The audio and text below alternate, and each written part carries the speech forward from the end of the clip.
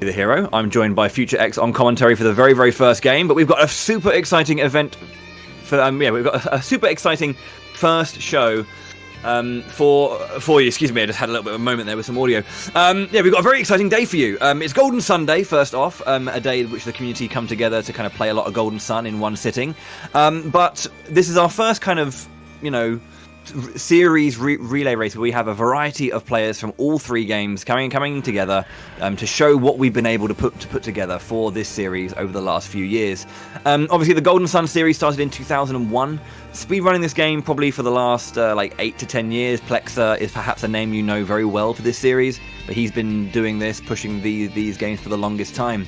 But a big part of this is that the last, couple of years, maybe since 2020, the start of that year, maybe 2019, there's been a massive influx of much more speedrunning, so many more community members have joined and pushed these games further and further and further, and the runs that you're going to see today are going to be a culmination of that 2 years of practice, optimization, and collaboration.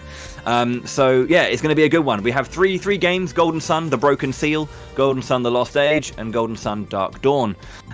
We have three runners, 2 teams, Team Isaac and Team Felix, and it's going to be quite an exciting race. I'm joined by Future on commentary for the first game, as I mentioned. Future, how are you doing, dude? I'm doing good, boy. I'm very hyped for the race. It's the first relay race in the community, so I'm glad we can finally do this. Yeah, so I think the biggest thing about this was that Golden Sun 1 and 2, The Broken Seal, The Lost Age. If you hear me say The Broken Seal, it's the Japanese subtitle, just for anyone who doesn't know. It's one of those things where those 2 games are the ones that had a lot of focus, but Dark Dawn had a little bit less, speedrunning focus, just because it was harder to get, a DS to capture from, but also less. It was a different game. The first 2 games are very, let's say, interesting speedruns, but Dark Dawn for the longest time didn't have too much tech to it. But suddenly, last year, the game was smashed wide open, absolutely just broken to pieces, and then people were just flooded in from left, right, and center to push the game even further. And we have this really healthy, really wonderful speedrun now for Dark Dawn, which kind of places it as part of this series as a really exciting speedrun.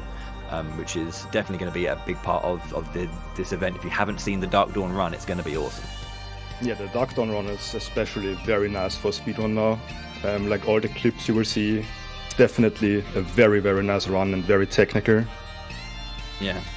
So obviously we're going to be starting off with Golden Sun 1, and we're going to go through it in a chronological order.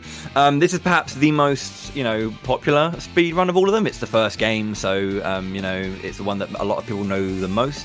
It's also the shortest game in the series, with The Lost Age now being the longest. The Lost Age is much more technical, and there's a lot more stuff going on in terms of individual tech and the uptime of intensity, if you will. But Golden Sun's one of those ones where it has just as much fascinating stuff, but that shorter, more tight experience kind of makes it a lot more, what's the word I'm looking for? I would say palatable for a lot of people, because length of speedrun is quite important for getting into a speedrun. We've got about a minute to go until we get underway, but yeah, we're going to be starting off with 2 runners, Chronicle Flak and Bluezer, for Team Isaac and Team Felix, respectively. Bluezer, if you don't know him, is kind of one of the best runners in the world for Golden Sun 1. Has started a couple years back and has been grinding his butt off for a long, long time, and kind of placed himself at the higher side of that leaderboard for the longest time. Very, very dedicated runner, so it's going to be good. And Chronicle Flak as well has been one of those newer runners who's been really pushing and just showing their quality. So it's going to be an exciting first race between those 2. We're not going to talk about all the things just yet, because if you don't know, the beginning of Golden Sun's intro is long. So Future and I are going to have a lot of time just to talk about crap before the game, quote unquote, starts. But yeah, with 20 seconds to go, I guess we can jump over to game feed, and we will show you the setup. So we've got Team Isaac on the left with Chronicle Flak, Team Felix on the right, and there's Bluezer for the first one. So I think we're good to go. Runners, how are we feeling? Are we both ready? Give us an okay, just to make sure you're all good. When you are. And Blue. Go. Cool, excellent. Future, I'll let the countdown go to you. All right, and let's get we go on go, so everyone knows that. Don't do the same mistake as some other races. So yeah, if you're ready, we can start the countdown. So we are gonna go 5, 4, 3, 2, 1, go. There we go. We're underway. Yeah, looks like both runners are in. Yeah. So the beginning of the game is a long intro. Now, I when I'm going to say this, I don't want to scare you off immediately, but we got to rip the bandage off. It's a 42-minute intro. There's a lot of cutscenes, a lot of text, but despite that, this game is still this game is like unnecessarily good and fun for the fact that you have to get through this intro every time. Basic story stuff. Welcome to the world of Wayard. It's a disc-like planet. So flat earthers rejoice, I guess. It's a disc-like planet where the power of alchemy and the elements reign. Many years ago, the power of the elements were completely unfettered, and they raged throughout the earth. Seas raged and fires, blazed. The earth cracked and creaked and all that kind of stuff. And the humans felt that it was like really dangerous. So what they did is they sealed the power of alchemy within 4 elemental lighthouses and locked them with these keys, 4 elemental stars. Those stars were then taken to the top of the mountain, Mount Aleph, and put inside a sanctum called Soul Sanctum, where those keys to the locks reside. And basically, ever since, humans have been living quote unquote peacefully. Cue today when a storm is raging at the base of Mount Aleph. Yes, and we'll find out soon why there's a storm raging as well. So, because there's a reason for this, and why there's a boulder falling down there, a big one. This is known as the Mount Aleph boulder as well. I don't know why it's one of those things. It just happened to be a boulder that belonged specifically to Mount Aleph, but there you go. The beginning of this game is very basic. We're just going to run. We need to do some story stuff. We want to get down to the plaza where it's going to be quote unquote safest. On the way, we will take 4 encounters. The first one is a guaranteed attack. Attacks first, and we're just going to flee from that immediately. So this is a good time to talk about the categories as we see what's going on. We'll see if our runners can flee. First time for both. Nice. Yeah, good stuff. The category they are running is called any % no S&Q, or no save and quit. That is specifically a category which is about no RNG manipulation. If you've played any either Golden Sun game or even a bunch of GBA games, a lot of GBA games have this system where the RNG can be reset or set to a specific point by resetting the game. Golden Sun has 2 types of resets: a hard reset, console on and off, or off and on rather, and then a soft reset, which is A, B, start, select together. If you do a soft reset, it resets the general RNG. This is stuff that just is always advancing, when movement is on screen or small things happen. Then there's battle RNG. And battle RNG is reset by the console off and on. What battle RNG does is it resets it to a 0 point, which means that when you take... And battle RNG only advances when you take actions in combat. So when you attack 4 times... it'll advance the RNG a certain amount of times. But if you use Synergy 4 times, it'll advance it a different amount. So essentially what you can do if you start from a 0 point is you can use very specific attacks or actions and get very specific outcomes from the bosses. You can manipulate all fights. No S&Q is trying to not do that. We start from a console reset from the beginning, so we know that we're on BRN 0, which is the starting point for battle RNG. And then from there, it's just whatever happens. And it's very important to get the intro in because that rain that's falling is affecting the general RNG. Not battle RNG, but general RNG. Battle RNG just affects what actions enemies take, but general RNG, or the GRN, affects things like status ailment outcomes. Will poison proc? Will you manage to flee? All that kind of stuff. So there's a lot of stuff going under the hood. So it's important to start the game from the very beginning, just so we can't manipulate anything. Long-winded. Yeah, the no S&Q category is more like the streamlined and like traditional RPG speedrun, while the any % runs are fully manipulated and it's more technical there, and it plays more like a platform, I would say. Do the right inputs and don't flop anything. And yeah, so this is the category if you just want to play a JRPG. If you want a stark difference in just how much you can do with any % and how manipulation is powerful, we finished this game at level 8, 19, I think, 18, 19. in No S&Q. I think the any percent does it at level 11, which is Yeah, it's insane. disgusting. Yeah, absolutely no point. But yeah. I mean, for Ace, it's even like level 3, I think, so it's even worse. Yeah. But yeah, that's a whole different pair of shoes, so... Oh yeah, I did forget about the ACE that was found. Yeah. So that's like the old any percent before ACE was found, because now it's like what, a 5-minute game or a 3-minute game or something like that. It's a bit more because we still have to get to Tread, but yeah, it's only like, I think, like 20-something minutes. All right. Kind of crazy. Yeah, as I said at the start, these games have come on so much in the last couple of years. It's been very exciting times. You can see that Blueser is ahead right now. I'm not biased, despite being on the same team. I have to be an unbiased commentator, right? He's ahead just because less flea fails on the way through those. And I think Conical got a double fail on the mushrooms, and Blueser didn't, so that's why he's like a few seconds ahead here. Yeah, I did double fail on the mushrooms, which is, even this fight's really slow because of that as well. So this is not a good start. So normally I would reset this start. Yeah. So what Rafi just what Conical just alluded to, excuse me, is that I was saying that BRN advances in a certain way. Because those first 4 encounters are guaranteed to happen at the spots they happen at, we actually know what Satoris and Minardi are going to do based on how many fail fleas we get and where they happen. The perfect thing to do is to get 4 successful fleas in a row, and then Mad Blast is used by Minardi to just end the fight immediately in one action.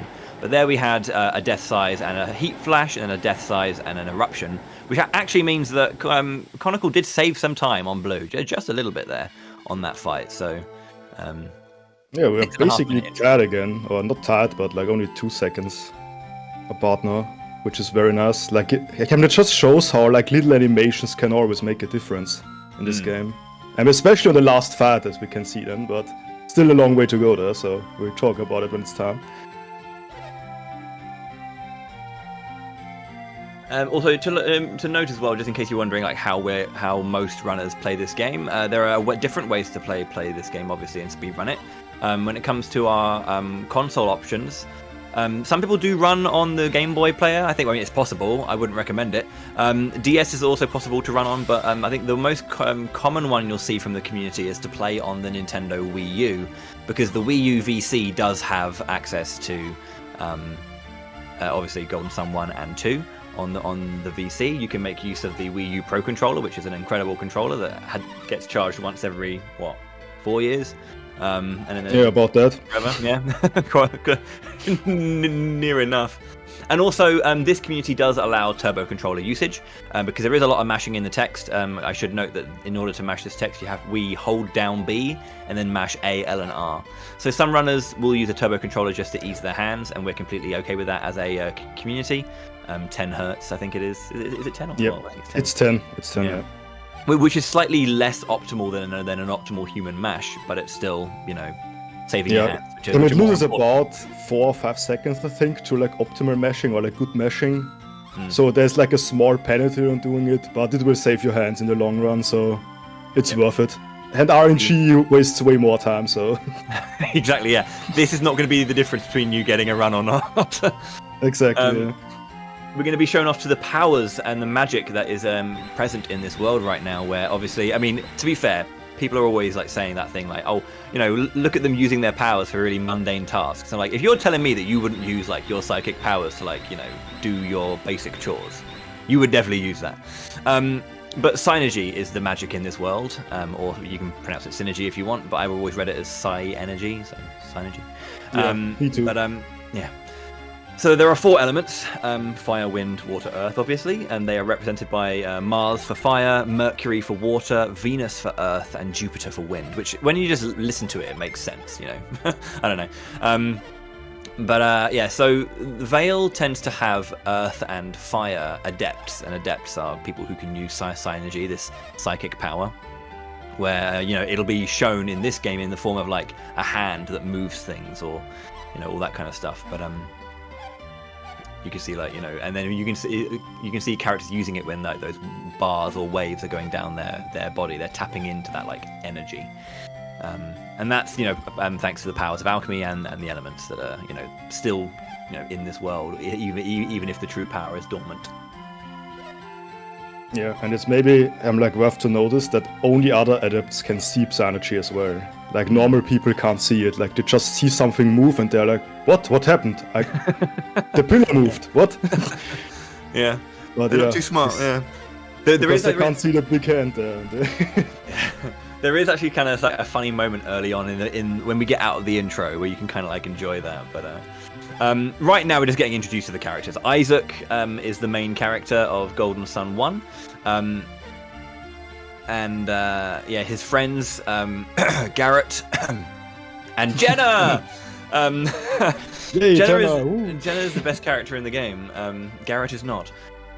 Yes, you can see Garrett breaking the roofs of everything after all of Isaac's really hard work. Garrett, the lunkhead, decides to just destroy everything. Yeah, it's pretty nuts. I could perhaps actually use this time to throw out a couple of tidbits of information. You may know that Golden Sun is developed by a company known as Camelot Software Planning. This company hasn't always gone by this name. They've had a few other names like Sonic Software Planning, Sonic CD4, and all that kind of stuff. Because they used to work for Sega. Camelot Software Planning made the Shining Force games. If you play Shining Force 1, 2, or 3, Shining in the Darkness, Shining in the Holy Ark, hell, even Shining Wisdom, or even Beyond the Beyond. All those games were made by Camelot Software Planning. And a lot of the kind of design things that they do are kind of like similar across the games in a bunch of ways. Which things like, you know, these character portraits and those kind of iconic, you know, voice lines and notes that you hear, the whole like, that kind of thing is a thing that, you know, Camelot have done, you know, from the beginning. You know, if you've ever played, you know, Shining in the Darkness, their first game, I think in 1990, I want to say 1 or 2. I can't remember the exact year, but yeah, it's been going on since the beginning. But Isaac is mute, right? Isaac doesn't talk in this game, and Felix does talk in this game.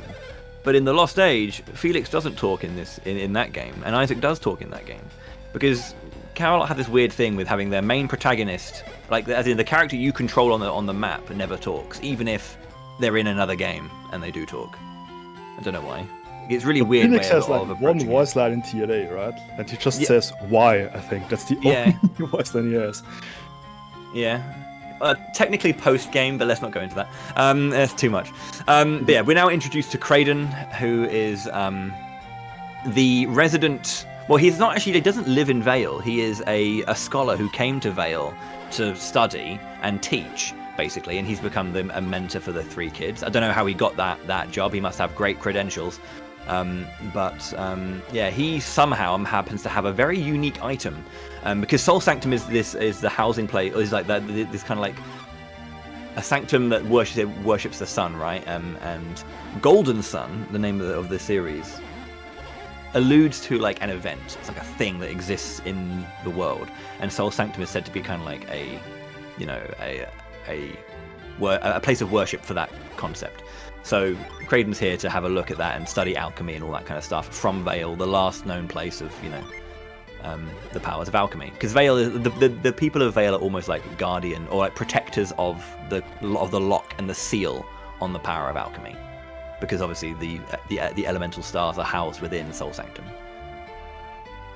Yeah, and we will see Kraden in TLA again, and yeah, there's a theme in Golden Sun that old people talk a lot. We will see that a lot, so Kraden is an old guy, so we'll be here for a while. I mean, he's actually not talking that much in TBS, I think.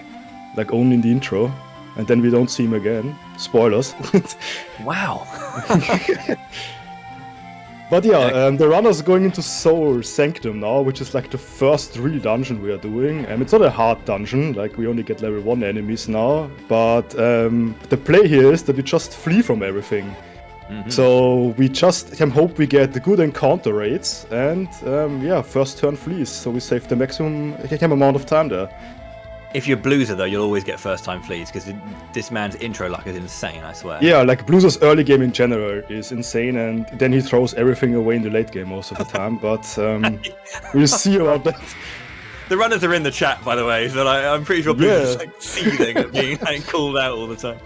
I think it was a second try flee for both runners in that first one.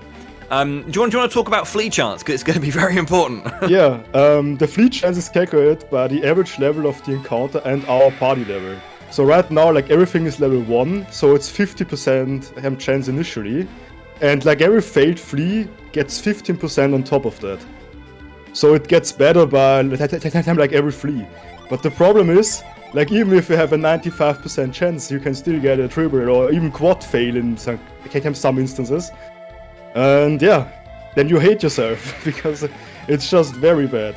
But yeah, like most of the time it's just a coin flip every turn and you hope you just get it. And yeah, and Blues just got one, so that's good. And yeah, it got a pretty decent time going into this room, like 15, 20 something I think it was. So that's very good, it's sub 30, it's always what you want. 19, so yeah, that's even better then. So in terms of encounters and like what we want to try and see, you normally you'll get like maybe 3 encounters, but you want to get an encounter as close to the room before this one, because the next screen that we're going to go into that has encounters will start introducing another enemy, the slime. And the slime's a level 2, which actually decreases our chance to flee by 5% down to 45%. So you want to try and get an encounter as close to this room as possible so you can go as far as you can into the next one without getting any slimes. We're still just going to run. I'm pretty sure the bottom one... Oh, never mind. I just got denied by Blues because I thought the first room can't have slimes, but apparently can. Yeah. So... Yeah. So there is a flex play that players might do, or at least that I used to do it. I'm not sure if players still do it now. But if you get like one slime, you can just use Jenna's Flare to kill it and get some experience. When we fight the first boss that we're going to fight, Isaac needs 1 experience to level up if you don't get a kill. Blue just ran from that one still, regardless. But you can get like an extra level, so you don't need to take any encounters later on if you don't want to. But it's all of those things. Like there's a bunch of runner's choice involved here, but that's a really horrible encounter that both got, and Blueser got caught by his, so that's going to be 5 actions maybe. Well, anywhere between 2 and 5 actions. Now we have Chronicle ahead. I say that he's got an encounter. Oh, he doesn't get away. That was a very bad rate. Yeah, this is just gold, son. Like, someone is ahead, and then you get like a rate 25 and 6 stab encounter, and it's all over again.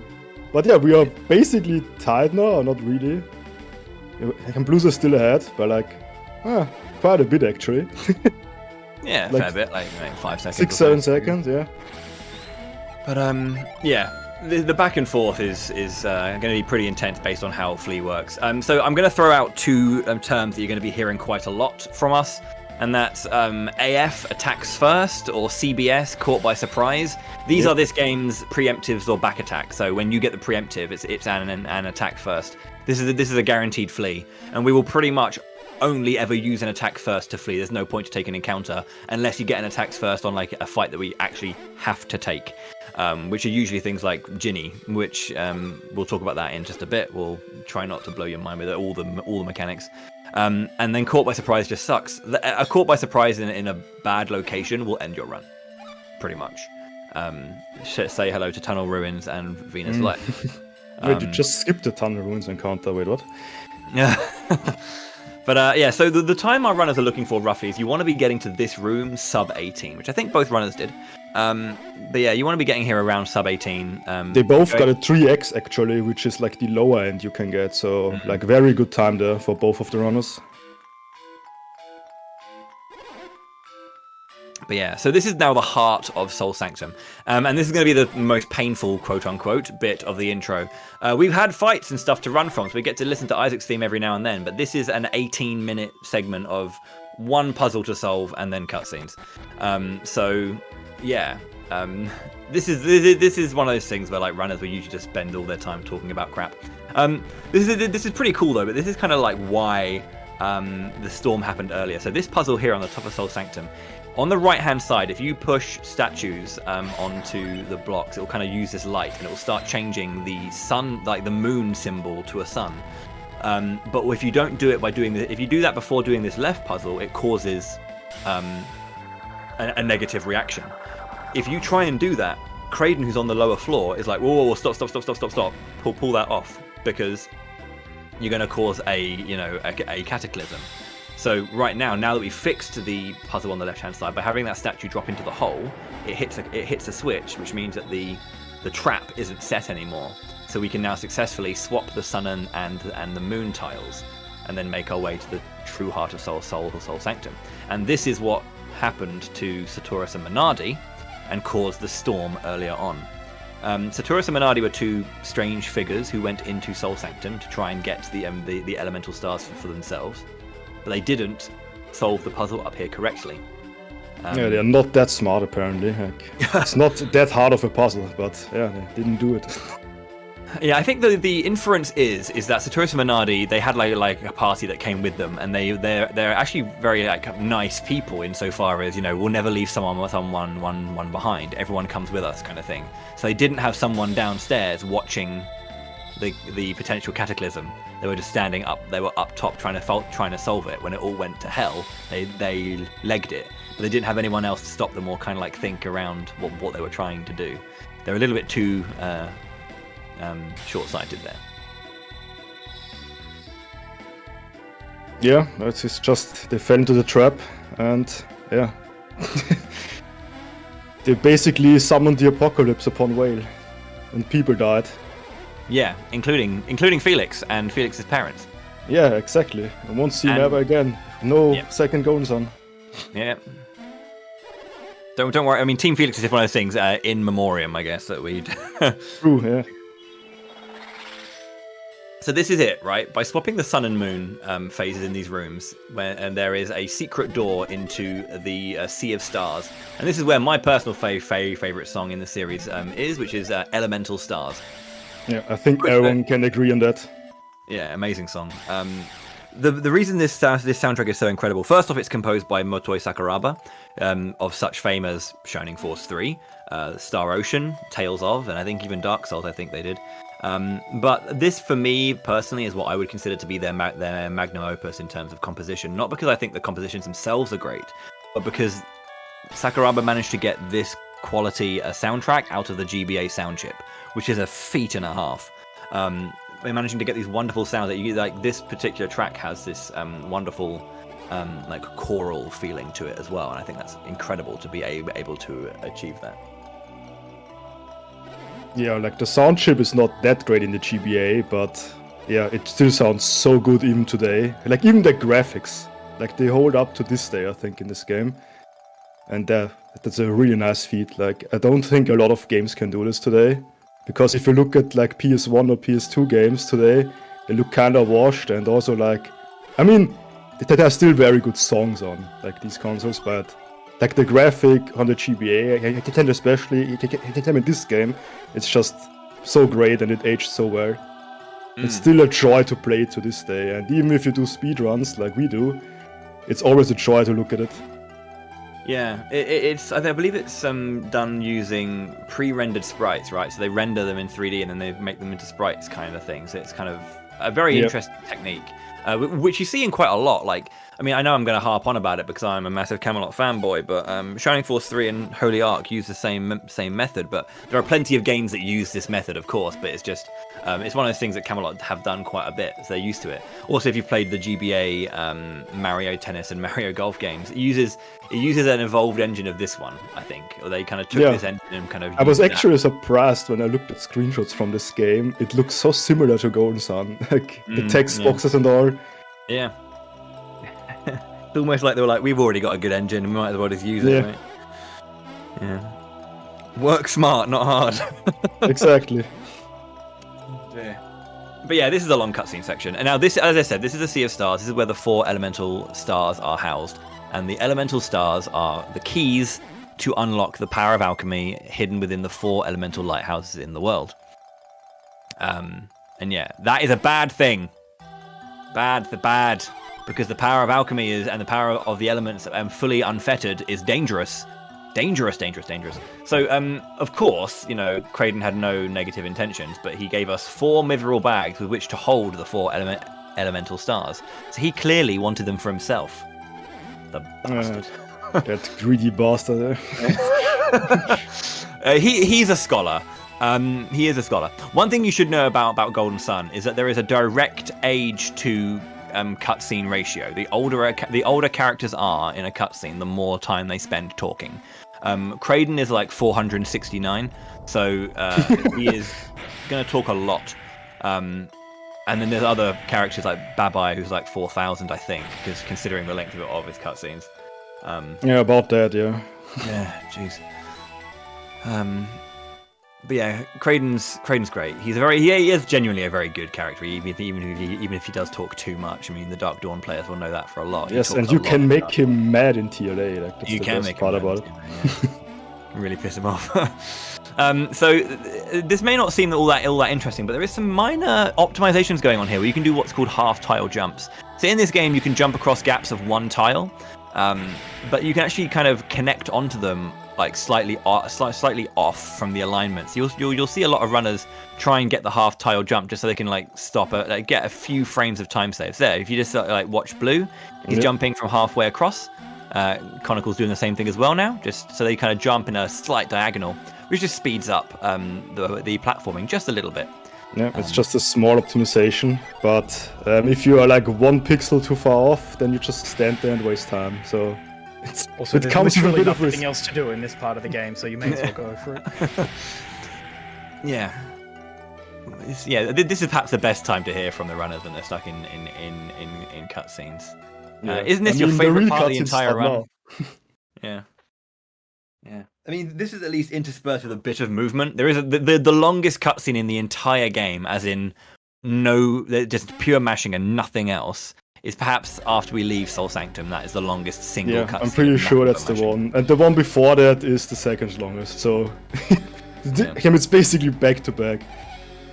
But yeah, the thing is, like, even though it's 42 minutes, and I know we're doing our best to make it interesting for you right now, a lot of the cutscenes are thrown into the first hour of this game. Like, there are cutscenes, of course, throughout the game, and it is a cutscene-heavy game, I'd say. But like, you get past the intro, you're past the worst of it. You really are. Yeah, and if you play this game casually, there's a lot of story in there, so it's not for nothing. Like, even though it feels bad in the speedrun, if you play this casually, like, there's a lot of explaining and world building here. So it's not a bad thing. Like, it just sets up the story for like both games, so it's a worth investment if you play it casually. So this peculiar masked fellow, they might have heard the name Felix pop up.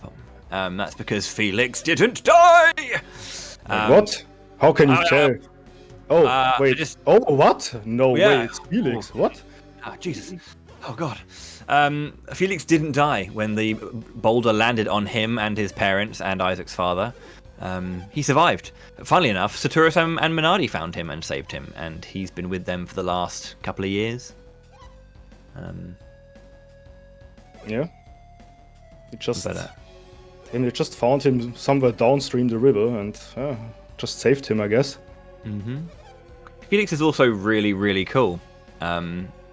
He is a baddie, though, because he's with Saturas and Minardi, and Saturas and Minardi are baddies, and they want the elemental stars, which means that they can only be bad, and there's nothing else about that.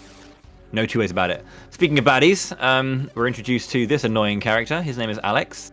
He's a really cool baddie. He genuinely is. He's very cocky, very, very powerful, so he can back up that cockiness. He's very sly and cunning and all that kind of stuff. He knows a lot more than he lets on as well. So it makes him a very, very powerful foe. So yeah, we'll be seeing a lot of him. Yeah, he's the only person that can fly in this game. At least the only one I've seen so far. So that's very powerful. I like how he's like, you have to go and get that ability to fly to go and get the master. Yeah, exactly. Yeah. He's just like, you have to go and jump and go and get it. We'll wait here for you. Oh, Blues are getting stuck on Saturos, like the class. Saturos. Oh my god. Pool's closed, guys. Pool's closed. That is quite familiar, Blue getting stuck on Saturos, yeah. Oh boy. This is the last one. Now, please note the difference in the background with at least one star in place. Nice, beautiful area, glistening sea below us at the bottom of these high plains. Oh my god, lava! Not so good. The four elemental elemental stars, excuse me, there's so many words that follow elemental. The four elemental stars also kind of hold a balance in check for the Sea of Stars at the heart of Soul Sanctum. Which is also the house of this lad here. This is the Wise One.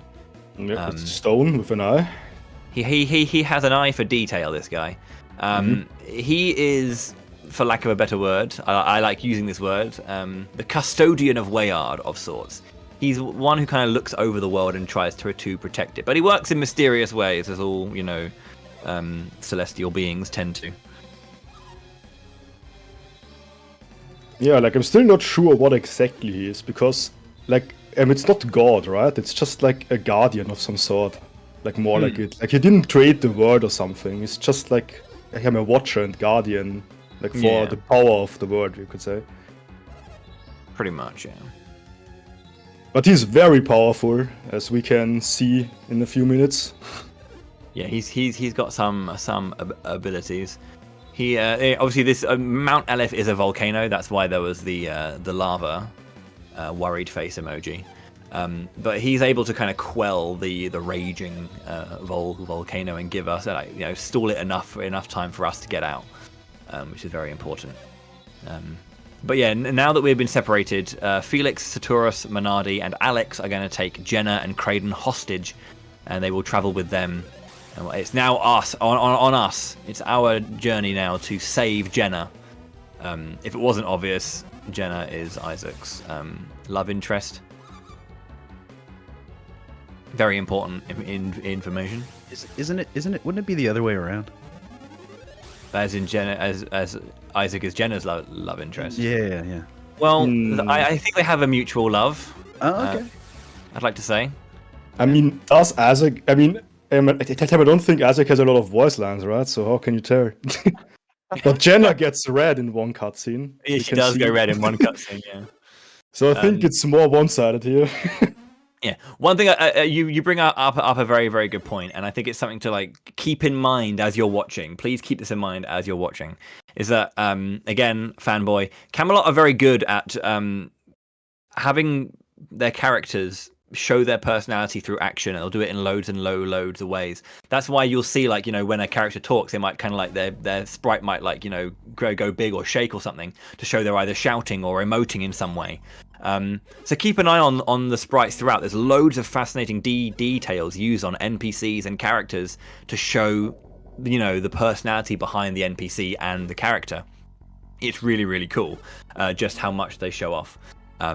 It's a very detailed bit of information, and yeah, like Jenna just her entire sprite goes red during one cutscene because Sheba brings up Isaac, and Jenna's just like, no, stop bullying me. So there's loads of fun stuff like that to keep track of, and I think it's those details that really make these games like memorable as well. Yeah, like, it's really cute because like there are some animations that only play once, and like the effort they put into like one animation, and it only plays once in the whole game. It's very nice. Like there's only like I have an emote on my channel from Shiba, and like it only plays once, and it's like just she's looking down on the Gabomba statue, and like hey, what's happening there? And it never plays again. But yeah, I love the fact that they went out of their way to make that sprite a thing. Yeah. Yeah. Really like good. They could just let us stand there and say that, but yeah, they made an animation for it. So those little lights that lit up on the statues and ran away. The wise one said a particular line. He said, "The elemental jinn, they have returned." The elemental jinn is something we're going to get to very shortly, in about 7 minutes when we finish this intro, or 8 minutes. But yeah, the elemental jinn are like the big part of this game that makes this series unique and holds it above other RPGs. I think it really is an important part, but we'll talk about it when we get there. But just know that there are elemental jinn. There are these creatures that exist in this world. Yes, they're probably the biggest part of the game. Heck. I just saw someone mentioning that they should play this game in chat. It's a pretty good time. We might as well mention $10 on the Wii U store. Oh wait, nobody owns a Wii U. Well, I own a Wii U. It's actually a brilliant console. It's genuinely a brilliant console. I agree. It's got a fantastic the greatest virtual console or console in general. Blues or Mats have a lightly used one lying around still, but I don't know.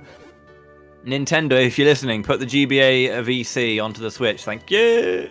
Yeah, that would be very good. Like Switch release, please, Nintendo.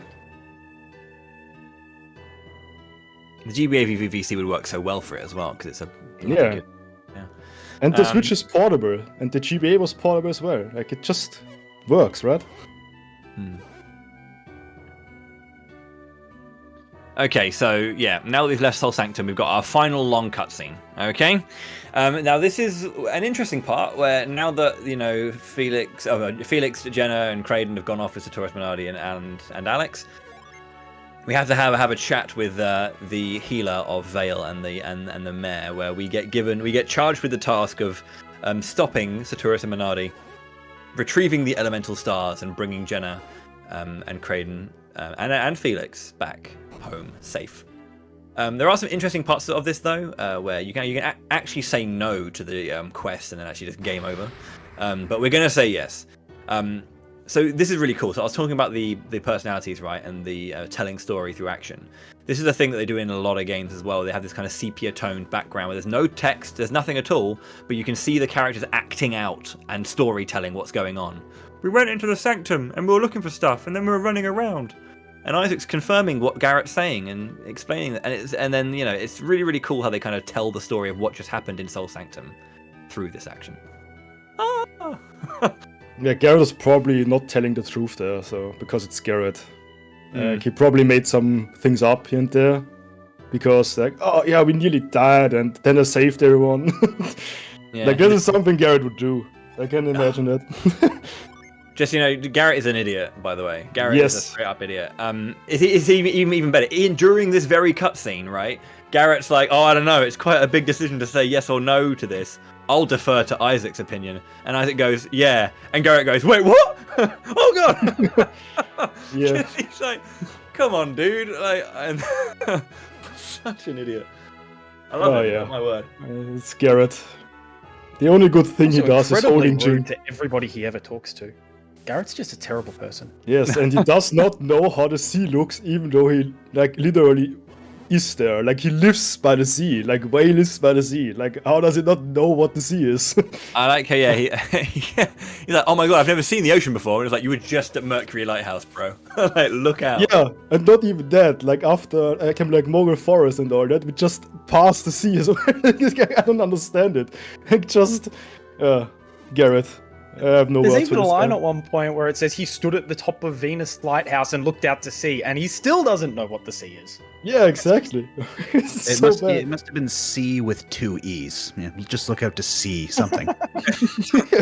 Yeah, no. He looked out to see. I don't know. His own. I mean, he probably is blind because this guy missed so many crucial attacks in Himmel Overworld for me, so I can imagine that Garrett is actually blind. So yeah, obviously Isaac and Garrett will quickly they will agree to the quest and they'll go on it, and then there's this tough moment for Dora here. So Dora on the bottom left is Isaac's mother. She lost her husband. And obviously Isaac lost his father. So, now that Isaac has to go on this journey, Dora's going to be alone. And that's kind of a sad moment. No Isaac, no Kyle. She's going to be left alone, but she still needs to let him go kind of thing. So there's like a nice moment between them. The wise one's going to come down, speak to the healer, and can just basically, confirm everything that just happened and kind of give charge to the healer to be like, yep, send him on the journey. This is an interesting thing, and there's a massive payoff to this whole cutscene and this moment with the wise one and Isaac and all that later on. But I think we've been banging on about Garrett being bad, and I'll get this out now because I think it's important to kind of keep track of it as you go, and that's how stats work in this game. Garrett is quote unquote bad, not just personality wise, but because he's also a pretty bad character. When we say pretty bad, he's not awful, but just every character has a role, right? Isaac is the damage dealer. Garrett is meant to be the tank, and then you've got a healer and then a magic damage dealer. Everyone can do a bunch of things, of course, but people have their proficiency. The thing is, Garrett is a tank, right? But he is a tank in the wrong stat. The way that damage in this game works, because it will be important later on, damage is attack minus defense divided by 2. So if an enemy has like 100 attack and you have 50 defense, that's 50 in total. Divided by 2, 25 damage is coming out. That's how damage works in this game. But Garrett has his tank stat is defense, But the best tank stat in the game is HP, because you need 2 points of defense to mitigate 1 HP or 1 HP of damage. But if you get 7 or 8 HP on level up, that's like worth like 16 defense. So Garrett's focus on defense, he doesn't have that much more HP than Isaac, so he's not that much tankier than Isaac, but he's nowhere near as strong as Isaac, nowhere near as fast as anyone else, and all that kind of stuff. So it's like, it's really weird how they kind of made him this weird, like, incorrect version of his like role. And also his elemental power is pretty bad, I think. So even if something is weak to fire, he still doesn't deal a lot of damage. Like Arwen, spoilers, is probably way better. Like even if something resists, he can like Jupiter power, he still deals more damage than Garrett. And Garrett is just slow and doesn't hit hard, and only has armor going for him. And as you said, it's not worth a lot. Yeah, compared to HP. So yeah, everyone's going to leave now, and we're going to be making our way out of Vale, and then the game can finally begin. Please get your about that. Well, yeah. Please get your PogChamps ready as we begin the game in earnest. But the reason I brought up those stats now is because we're going to be talking about something very important, and that's the Jin system, and that's the class system, and how stats work there. But we'll just get out of this cutscene first, and we'll introduce you to the very, very first elemental Jinny. His name is Flint, and he is pretty damn cool. I don't agree on that. He learns his... Oh no, he never learns his lesson, actually. Echo's the cool one, but Flint never learns his lesson. Like, so just let us say no. Yeah. This is the world map, and the first thing we do is we run into Flint. You can get an encounter before Flint. I've had it happen. It's not good. But this is Flint. Flint is an elemental Jinny. He is Venus aligned. He's Earth, just like Isaac is Earth. Garrett is fire, by the way, Mars. So the way this game works, right, is that everyone's in a base class right now. We've got Isaac is a squire, and Garrett is a guard right now. These are our base classes. Now, Elemental Jin can change classes. If you were paying attention to this tutorial, you're seeing that Garrett will become a Brute as well. So Guard to Brute, and the stats up, stats down. Brute is a mixed class line of fire and earth, which are very, very fast and very powerful, but don't have as much defense. So they can take a bit more damage. Now, this is the whole point of the Jin system. Jin in themselves have an innate skill where they can attack with stuff. So, for example, in this cutscene, we're going to use the Jinny Flint. Currently, Flint is set. When you use Flint as a skill, he will then go into standby, so he's no longer equipped to the character. So any stat gains or class changes attributed to a character are lost when you use a Jinny. When a Jinny is then standing by, it's then ready to summon. You can then do big, powerful skills by summoning any standby Jinny, and you can pull your Jinny together to summon bigger and bigger monsters. When a Jinny has summoned, and a summon has come out, that said Jin then need time to reset. When they are reset, they are equipped back onto a character, and the stat gains are added up. So, the base class is really interesting in this game in the way that stats work, because stats do not build that much inherently, but classes affect the stats hugely. Every 2 Jinny that you put onto someone, let's say we're going Isaac, Earth, and we're giving him just Earth Jinny. Every 2 you give, he'll go up to another class. He'll promote from Squire to Knight to Gallant to Lord. And they are stat multipliers of like 130, 150, 170%. So the base class is where you'll get no stats, but the game is built and balanced around increasing your class and getting stat multipliers by the inherent class you're using. And because you have single element, double element, and even triple element classes, there's loads of flexibility and loads of customization and experimentation you could do to create a whole bunch of like classes, builds, and character types. Yeah. So we should probably talk about encounter skips now, because like Bruiser failed his encounter skip and Conical didn't. Failed. So like he got it. Yes, it makes it sound like he has a choice. I mean, yeah, you don't have a choice. But yeah, Conical is back in the lead because of that. Like, just barely though, but he's back in the lead. And yeah, like, Bo, I don't want to talk about like how encounter rate works, maybe. Yeah, sure. We're just gonna go meet Ivan, who's a weird kid who can read minds. But before we do that, encounter rate's a bit weird. I'll explain it in a basic way, and then you can try and it's a lot more complex than I'm gonna make it out to be. But I'm going to explain it in a simple way. Is that there are two parts of the encounter rate. They're the rate itself, and then the window, or the steps rather. So imagine there are 4 rates. There's rate 1, 2, 3, and 4. Rate 1, you have 5 to 10 steps until your next encounter. Rate 2 is 10 to 15. Rate 3 is 15 to 20. And rate 4 is 20 to 25. Imagine that's how it works, right? That there's a lower end and a higher end of the window. Every time an encounter ends or you reset encounters, it'll pull 1 rate from a lower and higher end of steps you can take. And then you got to then get lucky on how many steps you take into that window to get the encounter. So you could get almost an immediate encounter because you got a very bad rate where the lower end of the window is like 5 or 6 steps, and you get the encounter on 5 or 6 steps versus being able to move like 20 steps. There's a lot more than 4 rates and all that kind of stuff, and it's not as simple as just 5, 10, 15, 20, but... there are tens of thousands, like, technically, I think. Yeah, there's loads, yeah. So, it's like 160,000. It's a huge number. Yeah. But essentially, that's the basics, the layman's terms of how it works. You have the rate will pull a window, and then the GRM will pick a step. So, yeah. Cool. Now, please note, on Blues' stream, Conical just went past him, but that guy... by the ladder, the man there by the ladder, okay, remember him. And now that woman in the inn, remember her, okay? That woman, okay, cool. Just keep them in your mind as we move on. But yeah, that's so we got Ivan now, like, this is our 3rd party member, for now at least. And he got kind of expelled by his, like, foster father there. Because, like, he thought he stole his rod, like the shaman rod. That will be important in the 2nd Golden Sun. I won't spoil anything here, so... yeah.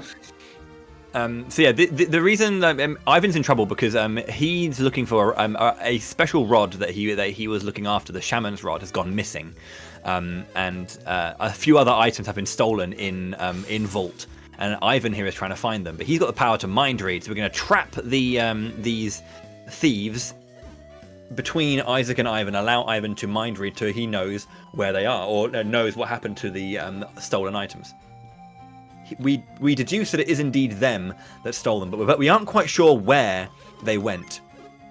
Now here's a good time to remember that the people I told you about. There was the guy next to the ladder, and there was a hole in the roof, right? And the woman who's in the inn, who's no longer in the inn anymore because she's outside the inn, and she's looking to the left and the right, and she can't find him. Where has he gone? He's been tied up and thrown into the roof. A nice example, yeah. So that unique animation, that female NPC looks to the left and the right and shakes her head because she can't find the guy who was meant to be looking after the ladder to the roof. And it's a very nice attention to detail there from like only like a small quest it is actually, but yeah, nice to have. But yeah, we're getting into the bandits fight now, like after another cutscene. Yeah, so yeah. The actual game's going to begin properly now, so this is where we're going to. Obviously, future you can talk about this. A big part of why this game is so fun to run and what makes it an exciting speedrun. Oh yeah, and that's like, menuing. The menus are so snappy here. Like you can menu glide. Like if you do like the same input, like down right, for instance, you go 2 spaces to the right there. So, like, it's so snappy to menu if you do it right.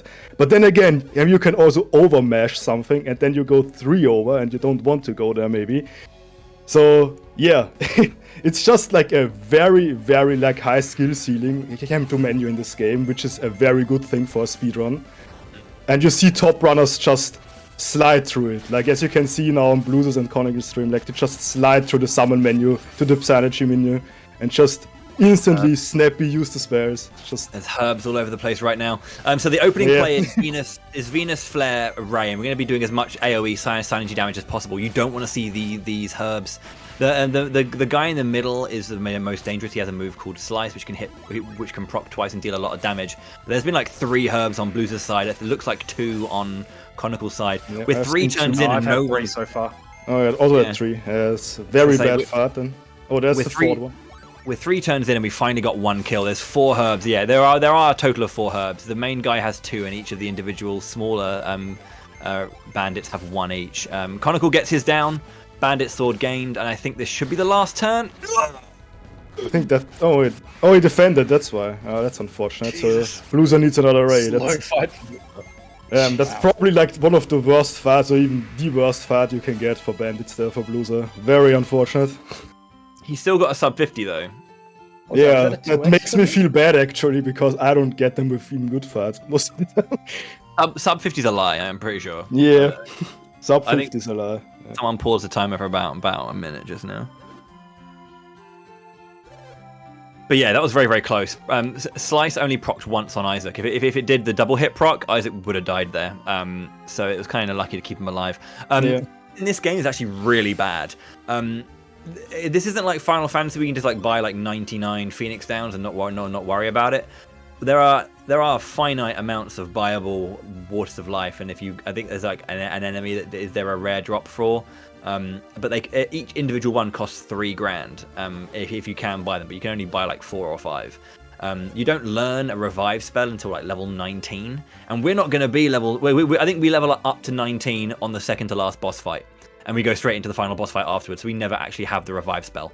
There are also Ginny that have the ability to use revive. I think Quartz has like a 50% chance to proc revive. Quartz and Dew in the first game, but we don't get Dew, so it's only Quartz. Yeah. And again, a Quartz is like Zing in Dragon Quest. It's a chance to revive, not guarantee revive. Like I think it's 50%, but maybe I'm wrong. I think Dew is like 70%, but maybe I'm wrong there. I don't know. But yeah, I'm not guaranteed. So if you don't have Waters of Lives, you're gonna have a bad time. Yeah. So if you do lose a character, you have to run to the nearest Sanctum and revive them, which costs money, which is 20 times your level gold. So yeah, it costs a lot. I mean, and the money is not the problem, the time loss is. So. At least in this game, there are some nasty deaths you can take in TLA, which actually does affect your... Because the money route's quite tight in that game. Yeah, TLA is a different story. Yeah. But yeah, unfortunately, there's no one dead here, so it can always be worse in this game. And yeah, like even though Blueser got all the herbs, like no one died at least, so got that going for him. Also, I have to see the positive things about something here, I guess. Yeah, so these chests contain like all of the things that were missing. An idol from the Sanctum, and then the mayor's like family urn or family pot of some sort. The last chest contains the Shaman's Rod, which does have narrative relevance throughout both games. Yeah, that will go.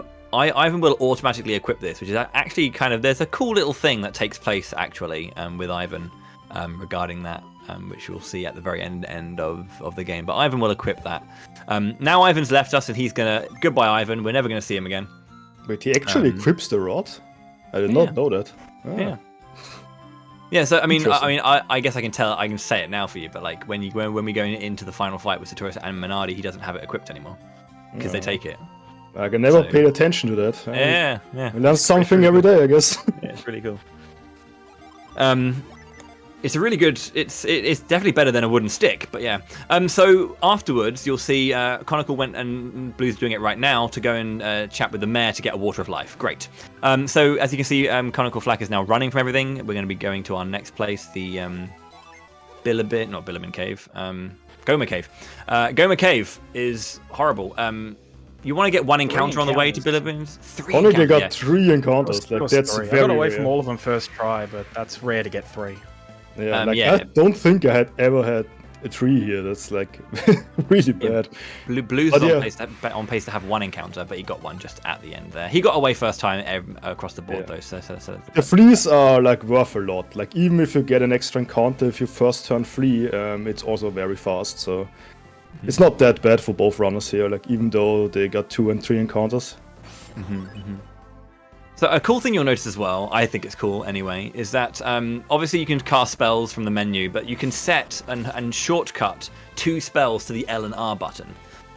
So you can spells that you're using consistently, you can just put to L or R. Because if you haven't noticed yet, one thing you're going to see is that Synergy is a combat ability for lots of people, or for lots of reasons, but also it's an explorative skill as well. So the ability that Ivan's has used just now for Conical and is about to be used by Blue is Whirlwind. If you use that in combat, it deals damage, AoE wind damage. But you can use it to blow away leaves and kind of clear away things to like open up new doors or be able to push things. So there is a merging of combat and exploration built into the Synergy system. So the skills that you're using a lot to explore and to puzzle solve, you can set to L or R, so you spend less time in the menu. And actually, we use that a lot to kind of choose optimal spells to use. If you're going to use a spell like 2 more times, you might as well hotkey it, because saving time by not going into the menu both times is really, really helpful. And that's actually integral to perhaps the biggest glitch that Golden Sun 1 and 2 have. We'll talk about that later when we get to Mercury Lighthouse when it shows up. But do know that hotkeying is very important for this speedrun. So Conical getting a good first encounter here. The double will head is enough XP to get Isaac and Garrett on level 2 or level. Or I think it's level 2 for both of them, or is it level 3? I actually don't know. Level 3 for both of them, yeah. Yeah, right. So it's level 3. And yeah, that's really good because now our fleet chance is a bit higher because our average level is higher because of that. And we got the odd speed on Forge, hopefully. If Isaac got both agility rolls. But I don't think any runner checks this, so they will go in there blind probably and like hope for the best. I mean, it's very. I think it's like 70% to get it. So it's very likely to get it, but I don't know. Like you can just get bad rolls and get outspeed per Forge, and that's very bad most of the time. But I think both runners will save there. So in case there's something bad happening, it is fine. Yeah, it's one of those things where if there's not much you can do about it if it happens. If you get agility plus 3 both times, then you're going to be in trouble. So as long as you get a 4 in there. But again, whenever you see a level up, right, you see the stats going up. That's the base class. Remember, I was talking about stat multipliers from class earlier. That's for the base class. So you might get more stats than that. But yeah. This is, I mean, I do the whole like 1 experience in Soul Sanctum because you can hit level 3 with Isaac, because I don't think Garrett being level 3 really matters, but it does affect fleet chance. So it's not that important, but it helps a bit at least. So yeah. Funnily enough, these two are fairly close. Although I just know that like Blue got an extra encounter there, and I think Conical might skip an encounter. Oh, he got the log encounter. You hate to see it. It's instant flee though, so he's still doing pretty good. If Blue gets another one, he's really in trouble. I haven't had the log encounter in like 6 months. Yeah. Oh, Blue didn't get. Okay, so Blue was running. He was looking for a fight, and he never got the fight he wanted. I mean, he got the level up though, so. That's the most important part, even though it's not a good encounter, so Garrett did not get a level up. But it doesn't matter because it's the end of the dungeon anyway. Yeah, so as I was saying, you want to try and look for an encounter of either 2 Willheads or Skeleton and 2 Ghosts are the best ones to get for experience-wise. So the fight here is to use Flint, Defend, Ray, and then we're going to do Defend, Ray if need be. Flint, Attack, Ray, and then we're going to use Summon on the last one. Whenever you summon in battle and you attack someone with a summon, if the fight's not over, you get an increase to your elemental power, and it will say like Venus power plus 10, which is very, very lovely. But if you end the fight, you don't get the power up. You don't need it. That power up is very important, by the way. It increases the elemental power of that element if you use it again. So subsequent summons are stronger. But we try to mitigate getting that upgrade if we can. If we can like finish a fight on a summon. But yeah. So that's Forge. Forge can kill some early runs. He really can. He has a skill called Blast. If that's used, Ivan can just die. So you want to be quite careful. But yeah. Yeah, Ginny can be very mean. And it's also like every time there's like a big spell there that does a lot of damage. Like that's way powerful than anything you see in the whole dungeon. Like he can have a level 2 Psynergy of some sort or something, and it just can one-shot Ivan for no reason. So yeah, Ginny are very mean, and there's also another thing to it, but I guess we can talk about it if it happens. So yeah, a shopping trip right now. We buy some armor for everyone. It's very important for the Sartoros fight coming up soon. So yeah, we need armor for that because Heat Flash does a lot of damage and it's physical damage. So we get like an open helm for both of the boys, like Isaac and Garrett, like leather gloves for everyone, and like 2 long swords, or broadsword this is, not longsword. Because it's just more damage and it helps to clear encounters. And also it can a bit more damage on Sartoros, because we need it for the kill, of course. Yeah. A thing to note about this is earlier I was talking about the damage formula, attack minus defense divided by 2. We got about 32 defense on the boys, which means that they're taking 16 less damage, which at this point in the game is just huge. The further we go, the less that matters. But right now, that's going to be integral to survival. Yeah. It makes because we're going to be fleeing until we get to Bilibin Cave, pretty much.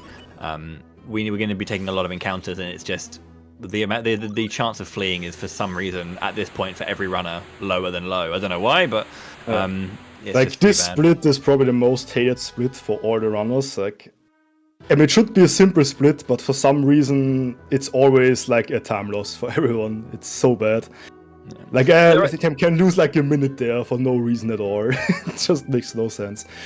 Yeah, there are 4 potential encounter skips you can get. So you can run from Bilibin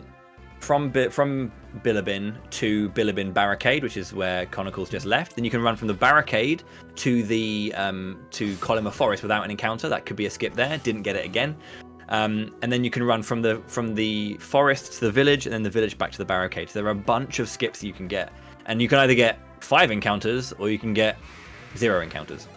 So the basement we are going after the cutscene is arguably even worse than the overworld. So. We have to see about that. Like, you can get 3 encounters, but if you get unlucky, you get 5 encounters, and then you maybe get a triple fail flea in there, and then someone dies maybe. I think the worst I've seen. I think it was Plexer who had I think he had an 8 encounter basement once, which I was like, that's got to be unreal. Like, yeah, okay. I thought 7 was the highest, but he got 8 or something. I mean, that's a weird flex from Plexer there. I don't know, but don't think that's how you speedrun. But yeah, there's nothing you can do about it. Like, sometimes you just get like 8 bad raids in a row, I guess, and you need that blues luck. In my PB, I got 4 encounter skips and a 2 encounter basement, so I just resign myself to the fact that I lose 30 seconds in this split every time, and there's nothing. Yeah, there's nothing else you can do. It's like about 10 it. seconds off a gold split. My PB is nothing you can do about it. That is gross.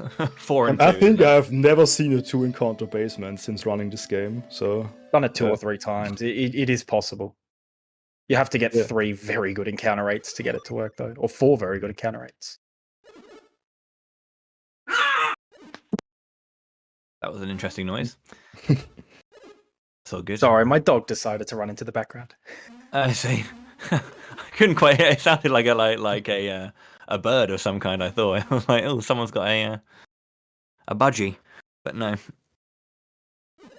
But yeah, so we are at the Tret cutscene here because Tret is angry since I think it was the Psynergy Stones. So that made him angry, and like people cut down the forest. That's also another very bad thing, I guess, for the forest. So what happened? It was this lad is angry. Yeah, so the Psynergy Stones that fell earlier, you saw when we were outside Vault, there was that scene of the stones crashing to the ground. Colima Forest and Colima Village is a place where the people, like the woodsmen, live in harmony with the forest. They do chop down some trees that they need to live in, but they live with the forest. But the Psynergy Stones fell, which warped the behavior of some of the woodsmen in Colima, and they took their axes to Tret. And Tret, you can see these trees that are cut around in this area, right? They approached Colima Forest and they were cutting down trees near Tret, which angered Tret, and Tret, also affected by the negative impact of the Psynergy Stones coming in, kind of fell into a rage and glamoured all of the people of Colima and turned them into trees. And so anyone who approaches Colima gets changed into trees. And that cutscene that we just saw, that Blues had just left, these Psynergy shields appear to protect the party so they don't get turned into trees. That's the only time we see those Psynergy shields, and they're never relevant again. And it's really weird. Never relevant again, yeah. But yeah. Oh yeah, So like normally we would progress here, but since we want to go fast, we don't do this dungeon because it's slow if we do this dungeon first. So we will go straight to Saturos after this. Yeah. This is really weird, right? Yeah. So that cutscene that we did in the forest is actually, if you come here to the village first, it's longer because there's more to it. But we do it without Mia because you can go to the Mercury Lighthouse first, and I'm sure some people did, in fact, go to the lighthouse first and have Mia when they get here. Mia has lines in that cutscene. It's a different cutscene with Mia because they thought that you could go either way, so let's make it go. But like canonically, you go this way, find out about what's happening, then go to Mercury Lighthouse, get the water, and come back and save everything. So that's kind of like the canonical way of doing it. But it's actually faster, as Future said, to come here and do this first, to pick up specifically that Djinni that we just grabbed there. That's Granite. Granite is a priority Djinn, which means that he goes first when you use him, regardless of who uses it. So Garrett, Captain Slow, you're going to go first. He'll use it, and what it is it's 50% damage reduction for the entire party. So everyone's under the effect of defend, but they can still act. And because it's a priority, it goes first, which means that we can input a summon to like summon a tier 2 summon, and then use Granite as well. Granite will go first, and then the summon can come out. But the thing is Granite giving us access to Ramses, the tier 2 Venus summon, is so powerful that basically the time it takes to go and get Granite and then go and fight Saturos, we have made up the time and then some by the time we get to Saturos. Before we even fight him, by the time we get to Saturos, we have made up the time loss. Yeah, it's just worth it in general because the encounter clears alone are worth it. The time loss, or not time loss actually, but like the detour we take. And yeah, him on the Saturos fight is just way better. It's way safer, and we have way more damage. Just overall a great Djinn to have on the Saturos fight. Yeah. So we're entering Bilibin Cave, where we're now going to stop running, and we're going to try and get some kills where necessary. Loser did not set up, I think, or was it? I think he didn't. Seems like he did. They set it up so we're going to be moving around the Djinn a little bit, so that everyone's got one of each. And currently Ivan has Gus, but Gus will go to Isaac, I believe. But you want to get level up. Yeah, you want to get some good fights in here. Blueser has overtaken Conical just a little bit. I say that menu. There we go. Gust is now on Isaac, so Isaac can outturn certain enemies, the oozes specifically. So you can see Isaac will outturn these oozes because he's leveled up and he has Gust. Putting Isaac in Gust puts him into the Illusionist class line, which is very, very fast, has like double the PP of Squire. So Isaac can now outturn things. So this is why I brought up the class line system, because it's very important in terms of being able to optimize stats and turn orders. Speed is the most important stat for us. It is the most important, because being able to outturn an enemy and then kill enemies is more important than just fighting through it, kind of thing. Yeah, definitely. Conical got a very bad cave there and not enough XP, so he had to take another encounter in Immel Overworld, which was a double mauler, which is not the best encounter, but it's good XP at least. So he should be good now, XP wise, and yeah, and just Ivan died for Blueser there, but he should make it to Immel, so that's fine. Yeah. Speaking of Blueser, Ivan is down. We have our first death. Ivan is down. Reviven. This is gonna go bad. That is not nice. Oh Jesus. Okay. Conical has a very juicy encounter. Yeah, that's the worst. That is the worst. Isaac is down. I triple failed that as well. That was awful. Oh boy. All right. Should be fine though. Like right before Immel. But that could have been a death. Yeah, that was sweat right there. That was sweat. So you may have seen that Blueser saved. I know that we're doing the no S&Q category. We are going to be doing safety saves at certain points, because there are some bits that can just screw us over, and we want to try and mitigate any real stupidity. When it comes to like races and marathon stuff, to keep it as fair as possible, when we do save and quit, we don't do hard resets. We only do soft resets. So we don't reset the battle RNG. It will reset the GRN, the general RNG, but we don't know where the battle RNG is at that point still, so it's still, within that. But it's like a gentleman's agreement for marathons. Yeah. So yeah, that save can just help. Like basically, you saw Blueser save, so if Blueser died at that point, then he could have just reloaded his save, but Conical would have gone back to Billabin, and that's a lot of time loss.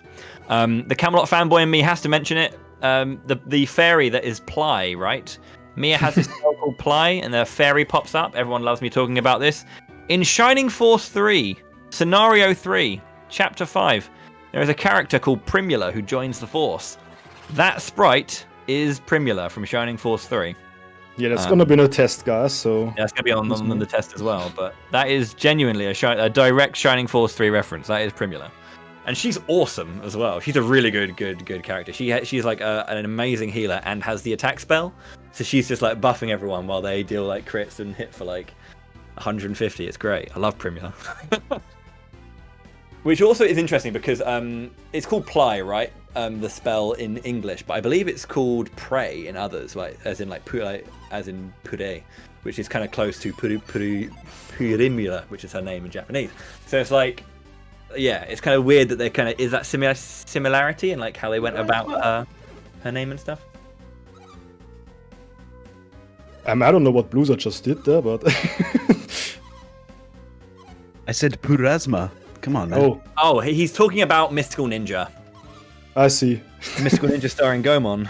Purasma. Yeah, great game, incredible game. So Mia, she's a water adept. So the most important thing is that she's really impressed by the move Synergy. Just remember that, because water adepts love that, absolutely adore it. But yeah, Mia is awesome. She's our 4th party member. We now have one of every single element: Venus, Mars, Jupiter, and Mercury.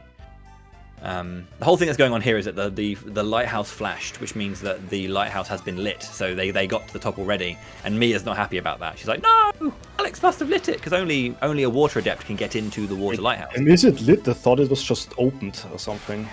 Because it gets lit when we go up, technically, what we won't see in the speedrun, because gonna be a trick coming up. Oh yeah, we can talk about that. Oh, hello. I mean, I've been outturned by this thing before, Conical. Oh boy, Conical. No, I've routed the experience very carefully to make sure you don't get outturned by it. When you have Gust set, at least. Oh, you have Gust set, alright. Yeah, you have to be very, very, very unlucky to get outturned by it.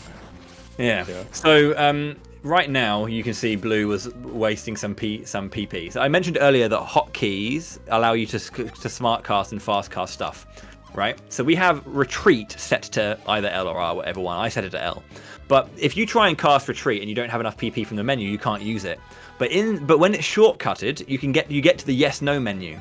If you don't have enough PP to use it, and you say yes, you don't go anywhere because you don't use it. But the game immediately, in its memory, uses Retreat and sends you back to the first screen of the dungeon in its memory, not where you actually are, but it does Retreat. So when you go through a screen transition or a door that has like a number attached to it, it's a different. You end up at a different location based on this first screen of the game, of the dungeon, rather than the screen you're actually on, which is incredibly huge. So again, Conical's going to do it now, running down into a completely different part of the lighthouse, allowing us to skip into the back half to go and get Sleet. Yeah, it's probably the most powerful glitch in the game, and you will see this especially in TLA. Yeah. But yeah, the retreat glitch is just incredibly powerful. They fixed it in Dark Dawn. I'll give you a little spoiler there, but Dark Dawn does different stuff. But it's one of those things that for Golden Sun 1 and 2, it's so powerful. But yeah, it's great because it's one of those things where you shouldn't be able to get to the yes/no menu, but the hotkey like supersedes that. And when you say yes, the game goes, okay, yes, I will do that. But you don't have enough PP, so you don't go anywhere, but it does it anyway. So it's really, really weird. I love it. Both runners got pretty good first encounters, even though it was a bit sloppy, but a lot of XP, so they are fine here. And Blues are clearing the last one here. And going to the next Ginny we get, which is, I think it's Sleet, right? Yeah, this is Sleet. Sleet is scary as well. I think Blues is going to go for Granite strats. Yeah, I mean, it's respectable in a marathon, so, but only the... Yeah, so here's the thing, right? We had one Mars Ginny set. Forge, but Isaac's going to use Fever first. Because Fever is used, we can use Kirin. So even though we didn't actually have 2 Ginny set or standing by at the start of the action, as long as the actions play out in the correct order that the person who's using the summon can do it, they are able to summon. That is a huge part of flexibility and a genius in the Jin system that makes this game really, really fun. Is that we actually set ourselves up so that we can make sure that priority and turn order goes to set and to use Jinny and get them ready, and then the slow ones can use the summons, because you can select a summon that you haven't got enough Jinny for at the beginning of the turn. Even though Kirin's red, double tap it, you're using Kirin. As long as when that action rolls around, Jinny have been used. Now the retreat glitch has one more usage. We skip to the back of the lighthouse, but we also skip to the top of it. Just going on top of it, and the big part is we skip a big cutscene as well. Like, if you remember this game casually, there's a big cutscene after you supply. And yeah, we don't need to see that. So yeah, we're coming up to the big war of the early game now, which is Saturos. Like, it's probably like one of the scariest fights in the early game, or the scariest fight in the early game. Because he's very powerful, has a lot of HP, and yeah, like probably most people got stuck there for a bit casually, especially if they went there instantly. I'm gonna get my soapbox out. Everyone loves the Saturos battle theme. And I'm not going to say it's a bad theme, because it is a great theme, but I feel like it's one of those tracks that is just held up by how quality and how brilliant this set piece is. This set piece of fighting Saturos is the first time that we get to meet up with the baddies since they stole our friends and went on this journey. This is our first time meeting them. And so this combat and this battle is iconic. That's all. Anyway, the cutscene's broken, by the way. The reason it's broken is because we managed to warp up here, but Future mentioned that there's a cutscene. Normally you'd cast Ply, you'd go up a waterfall, then you'd get the scene of this being lit up. We're skipping that because we warped up it. But we warped up to the top of the lighthouse into the post-Saturos fight cutscene, where only Saturos and these characters are in play. There should still be, Minardi, Jenna, Kraden should still be here, but they weren't placed into position and readied because we skipped to, the game thinks we're in the post-Saturos cutscene. So the other characters aren't here. They still have their lines, and that's why Jenna's face is currently on screen a bunch of times. Yeah, and that's a good thing. Like, if there's any face, it should be Jenna's, so it's very nice. 4 Jennas on screen right now. Hell yeah. Okay, by the way, the shoutouts that it's still that close. Like, there could be a very, 1 or 2 minutes difference at this point, but we're still very close in the race, so... Yeah, we should probably talk about the fight as well. Saturos has set actions. Okay, so he has an 8 action turn order, which is attack, heat flash, fireball, attack, fireball, heat flash, attack, eruption. So our first turn is to use Ramses, Granite, Slash, and then Nereid to get our first damage out. Then we're going to see what action Saturos takes in turn 1. Then we'll respond with a different set of actions in turn 2. After his second action, we'll know exactly where he is. Eruption start, beautiful. 2 targets, absolutely brilliant start for Bluza there. Yeah, Bluza got... Heat Flash could be fast, but it's dangerous, so let's see what quality gets here. Yeah, if it's Fireball, we're in trouble. I mean, it's the fastest one, but it could be a bad pattern if it's... Alright, it's attack. So... I think target here is scary. Yeah. Yeah. And I think it's Eruption next, right? So this is Eruption. If this is on Isaac, he's dead. Yeah, so what Chronicle's going to do here is he's going to guard, because on the Eruption turn, if you don't have Granite, people can die if they're targeted. Anyone can die if they're targeted, I think, apart from Ivan. Oh, that was not what I wanted to do. It should be fine. Yeah, we're fine. Yeah. Cool. So yeah, the idea is you want to try and be careful of the AoE stuff, and the AoE stuff needs to go to the ends, so that it's the least amount of people targeted. If Garrett and Ivan get targeted by fireballs or by eruption, more people are getting hit, which means you have to put more actions into healing rather than dealing damage. Now this is where powering up. Mia has the strongest innate elemental power for water, so she's going to be summoning Nereid. Upon the first summon, she gets plus 30 water power up, which means that her subsequent Nereids are going to be even more powerful. And that's why Prisms gets used as well, because they're also an increased strength. So the idea is just to rotate Jinny, try and get the summons back. So Sleet, Fizz, Granite, Flint. But we do want to use Granite specifically for the AoE moves, like for the Fireballs and for the Eruptions, because they're the most dangerous. Oh... And Garrett just getting range there for Bluza with the fireball, which is very unfortunate. I'm not sure. That's pretty scary. It's still winnable, but that is scary.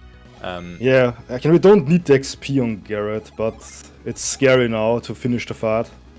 Yeah, so this is where it's really, really scary, is that like damage ranges can be quite a lot. You need to memorize all of the damage ranges that Ooh, that's the heat flash on Isaac, that sucks.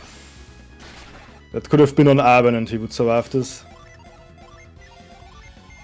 This is a very dangerous situation now for Blueser. He's really far behind here. I'm not sure if he got the damage. Like maybe the Prism slash kills here, but...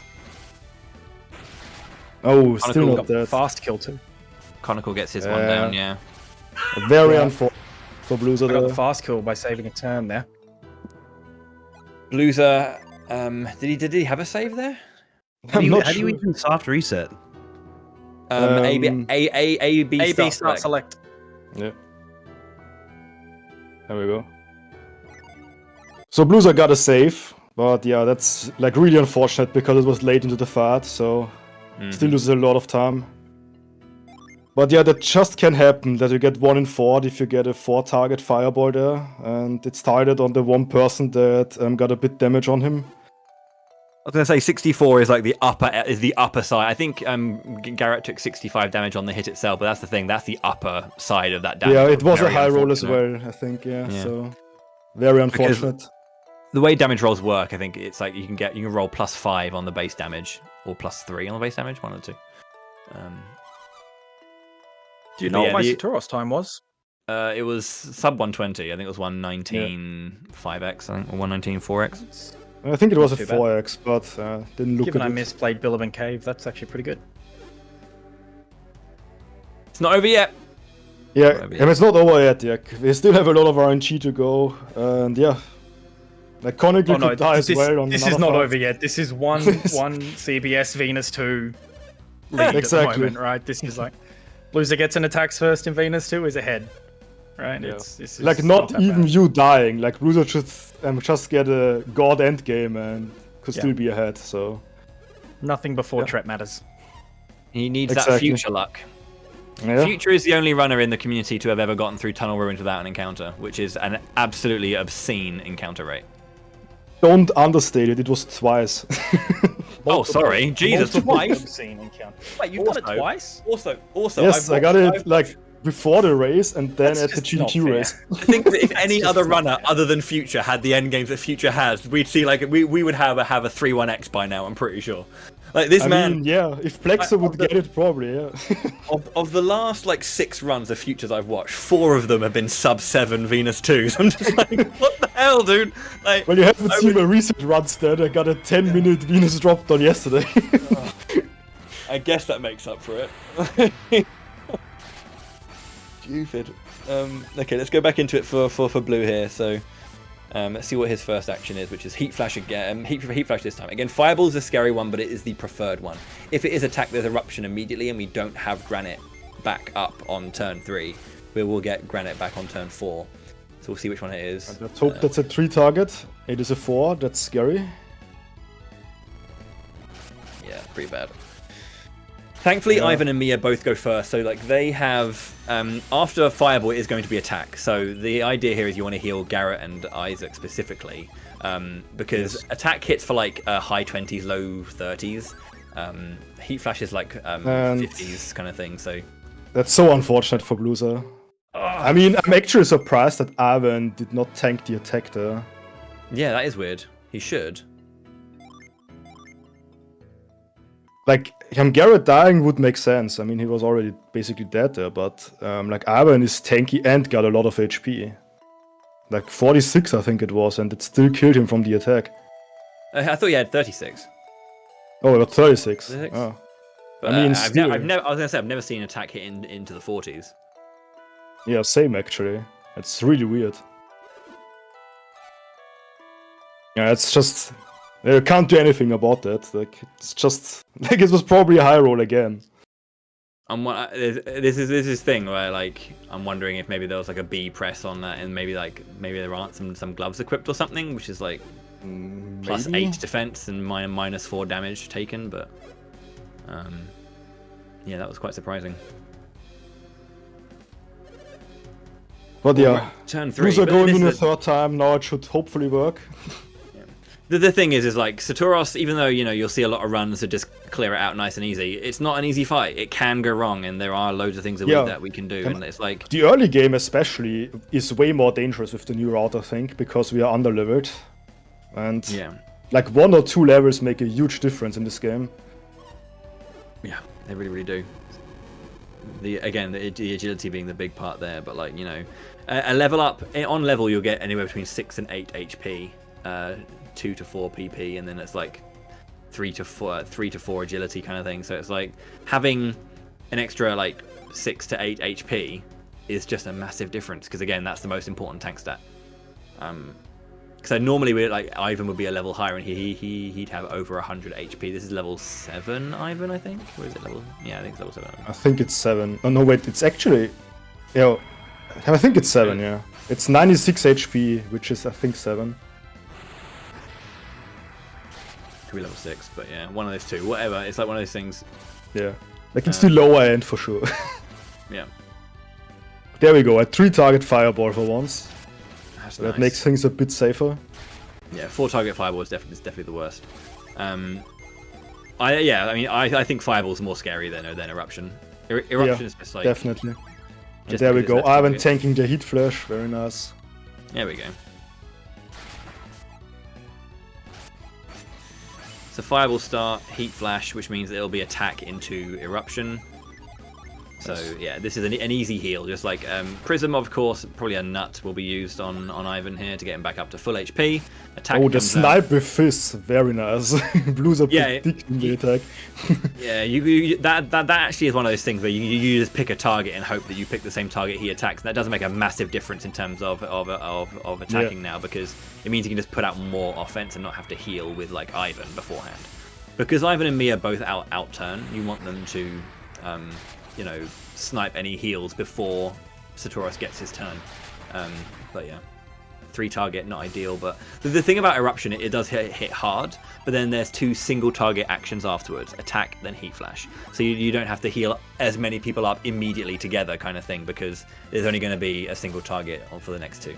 Yeah, and the eruption can target 2 or 3 people, which makes it a bit easier than fireball as well. Which is why Fireball Heat Flash is a horrible part of the turn to do. Yeah. It's so bad. Excuse me. While this is going on, Conagua has been obviously progressing. Yeah. He's made his way to Colima Forest, and we used to do avoid straps here, but now we're running so low level, we just flee from everything. I mean, we still do, but only up to the first room of Colima Forest, so... Yes, but we don't... Like, maybe that's a good point. That we can talk about a void, because a lot of people are always confused. Why don't we just use a void all the time and don't get encounters? But yeah, it doesn't work if our level is too low than the enemy's party's level. So we can only use it like here and then never again in the whole run. Yeah, which is very unfortunate, but yeah, it makes the game I think it's all the better. Excuse me, and because it's just clearing encounters is a big part of the speedrun, and it makes a lot of sense, and it's, just runner skill. And blues are getting down Saturos, finally. Yeah, it was a tough fight, but we got through it, and I know he'll be a little bit miffed by that, but like, it's one of those... Saturos is like that sometimes. It's not over. Sometimes he just doesn't. Eight and a half minutes behind, guys. No problem. It's not over. Like, Conical could die to Fusion Dragon, and Just watch. I'm gonna spend like 10 minutes trying to defend into poison later. Or that, yeah. But yeah, tricky start. But yeah, the reason avoid doesn't always work is because the party's average level has to outweigh the average level of the enemy encounters on a screen. And right now our average level is 7. And it would be 8 if we got an 8. We used to get to level 8 or try to go to level 8 so we could avoid through all of Colima Forest and a couple of screens in Treachery, but now we just run from it because it's on average faster, because probability is a thing that sucks.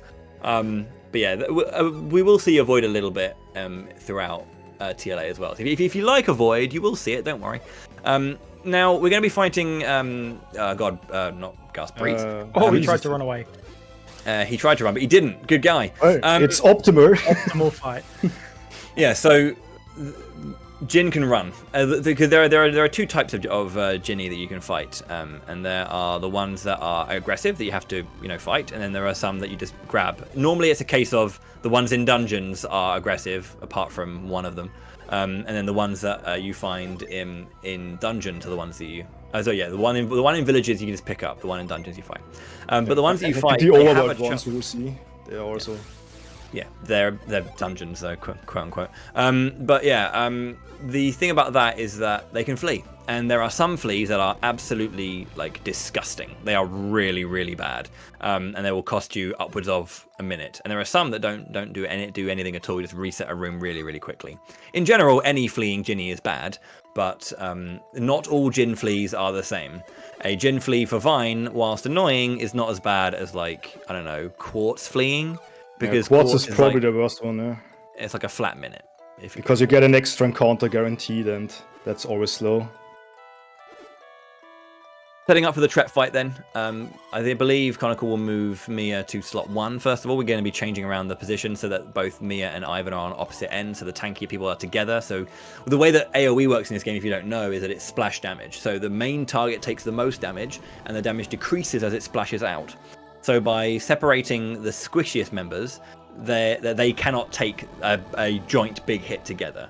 The reason Ivan stays in slot 3 for Satoros is he's in a tier 2 fire class, so he's actually technically tanky. But yeah, so Atalanta, Kirin, and then I think Fever? Yeah, it's Fever Flavor. From Mia, yeah. And then Kirin comes out. So this is an interesting thing, which is a thing that we're going to do here. So we're going to be using Kirin turn 1 so that we can get our Jin back, so that we can kind of set up for what's called a rainbow kill. Now, rainbow kills are a situational thing. Every single character or enemy has an elemental weakness. They'll have. So there are 4 elements, right? If you check the punctuation used in the text at the bottom, it'll say takes 50 damage, exclamation mark, exclamation mark, exclamation mark. With 3 exclamation marks, that means the enemy is weak to it. If you were to kill an enemy, a boss or a regular enemy, with a Jin attack, no rainbow. No rainbow. Yeah, if you kill an enemy with a Jin attack specifically, a Jin's attack with the element they're weak to, so Fever is fire and Tret is weak to fire. If you kill Tret with Fever, there's a chance, not guaranteed, there's a chance that the enemy will flash rainbow colors before they die. And rainbow kills are an increase in experience, an increase in gold, and an increase in item drop chance. And actually, the rainbow kills are really important for the new route for experience routing. We're trying to front load some extra experience so we can flee earlier later on. So yeah, it's especially for Alt Miller because we want to get level 14 there soon. So every bit helps here. And yeah, unfortunately, I'm not getting it. I'm on Conider, but it's fine. We still have another boss to go. Bad. It's only 90 experience. Not getting it's not that bad. It's basically just an extra encounter you take, you can say, experience-wise. So it's not that bad if you miss it, but it definitely helps.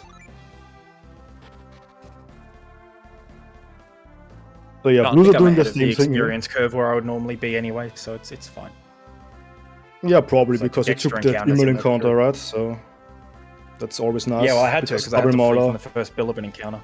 Yeah. So I only took a single gnome in Bilibin Cave. But then I took an extra encounter in Mercury Lighthouse, so I think I'm still ahead. Isaac outsped, which means I'm ahead. Yeah, it's definitely good then. Yeah, it's fine. Okay, so Blue making his way into Colima Forest. The fight back begins.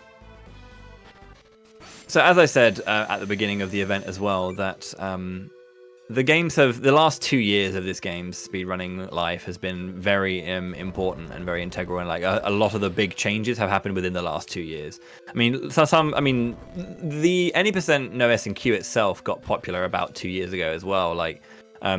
RNG manipulation is a very divisive thing, I think people will agree on, and it's one of those things where it's I think it's an incredible thing, and it really is fascinating. I personally I was not as keen on running it myself, personally.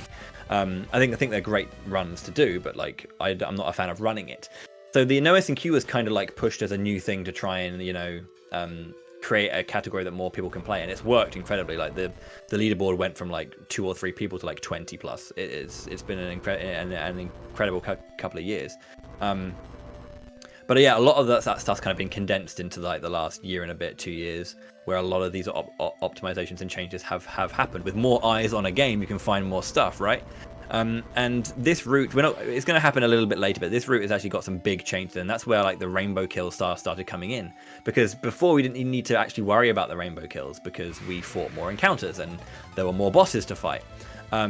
But specifically, these rainbow kills have been rooted in, and the experience route has changed a little bit to allow for some of the more recent changes that are going to be very, very exciting and very, very important. So we hope you look forward to those when they do arrive and happen. But for now, we're going to be entering a new phase because we've been running for a while as much as we can, and we'll obviously be running again. But we're going to hit this weird spike where actually it's going to be a lot better to fight things, and that's because Chronicle is approaching Fusion Temple. And now we're going to go into Fusion Temple purely to pick up 1 Ginny, and that's it. Now, normally, if you go in here, you get the item called the Force Gem, and you can use that to, like, you know, do some story stuff. But it's not mandatory. We're going to mind read the old master here, and he's going to let us into Fusion Temple proper. And inside there, we're going to go and get our 3rd Jupiter Ginny. And this particular Ginny, first off, is an arse, because if it flees, it's really yeah. But it will give us access to the tier 3 Jupiter summon, Procne. And Procne is one of the fastest things that isn't attack. It's so quick. It's one of the fastest summons. It's amazing, and it's bloody powerful as well. So we can just one-shot loads of fights. So it's faster to just Procne summon and go through it that way. So this is a very important pickup. Procne is probably the MVP in the mid-game. It's like fast, it's powerful, and you basically clear everything with it. Very nice. So yeah, we're coming up here. There's a small chance, can we get an encounter in this room? Let's see if Chronicle gets it. Alright, he skips it. Very nice. So yeah, we set up for it, we set Fever and do basically the same thing again with summoning Curing with Garrett. And you can just summon rushing him down. And there's also a fun thing here. The bridge is always here in this dark room, so we can just go over it. It's no problem. If you do this puzzle casually, we have to turn on the lights and all. But yeah, we don't do that. We can just go over it because the bridge is always there. And then we do a retreat warp and we are in Zephyr's room. And now we hope he doesn't flee. Can we use a Storm Ray? Alright, we get the attack. Very nice. So Chronicle getting all the good RNG right now, because Bluezer took all the bad RNG for himself. Yeah, this run's going a little bit too well. I'm getting nervous about what's going to happen in the end. But as we using up said, all my good RNG early. We still have a long way to go. There's a lot of RNG still coming up, so it's not over yet. But yeah, Chronicle kept getting Sapphire, very nice. And yeah, and Bruiser coming up to Threat soon, so yeah, like going through the motions. I mean, when it's one of those things that when you're kind of on the receiving end of a pretty nasty Saturos in this kind of setting, you just need to like knuckle down and just not let what has happened affect future stuff. Just like crack on with what you can do, and you know, Bluezer is an incredibly skilled and experienced runner. So you know, whilst it sucks for him to have that happen, you know, just you don't need to force anything from here on out. Just it seems like you just have to be better than Bowie and beat Plexer by 10 minutes or so. Easy, dude. Easy. Just get the same run I had on Friday, yeah. Exactly, and Plexer dying to Poseidon twice, and and then I might have a chance, yeah. I didn't mean that, but alright. Yeah, we'll see how it goes. You might hear the name Plexer a lot. Plexer is an incredible runner, the world record holder for all 3 games, and is largely uncontested for the most part. And whenever anyone gets close to him, he's like, all right, I might as well do another run, and then just bangs out another world record in like a weekend or something. It's obviously not just that a easy. Casual world record if he needs to do it. Like, no biggie. It's not that easy, of course. Like, he works really, really hard, and he has his own fair share of, like, you know, the BS that he has to deal with. But the thing is like he basically is like the father of speedrunning this game, because he just knows all the things. And yeah, I think he was the first one to start speedrunning it really like 8 years ago or so. Like, he's, you know, a very experienced runner. Okay, and Quartz, he didn't run. Alright, Okay, Yeah, Conical, Quad's what probably have you the done? worst one. This is a really fast Mogul Forest, by the way. I've had an encounter skip and an attacks first. Yep. This is really good. Oh, you got an attack Oh, first. I missed it. This was the cost of your soul, was it? Yeah, I've sold my soul to PB in a marathon run. I'm pretty sure it just sacrificed Blueser, but I mean, I didn't see. Did Blue get a rainbow, by the way, on Treads? I didn't see it. There wasn't a sleep star. I know that much. So like, as in no one was asleep from what I saw. So Like I was watching Quads and didn't see the rainbow kill there.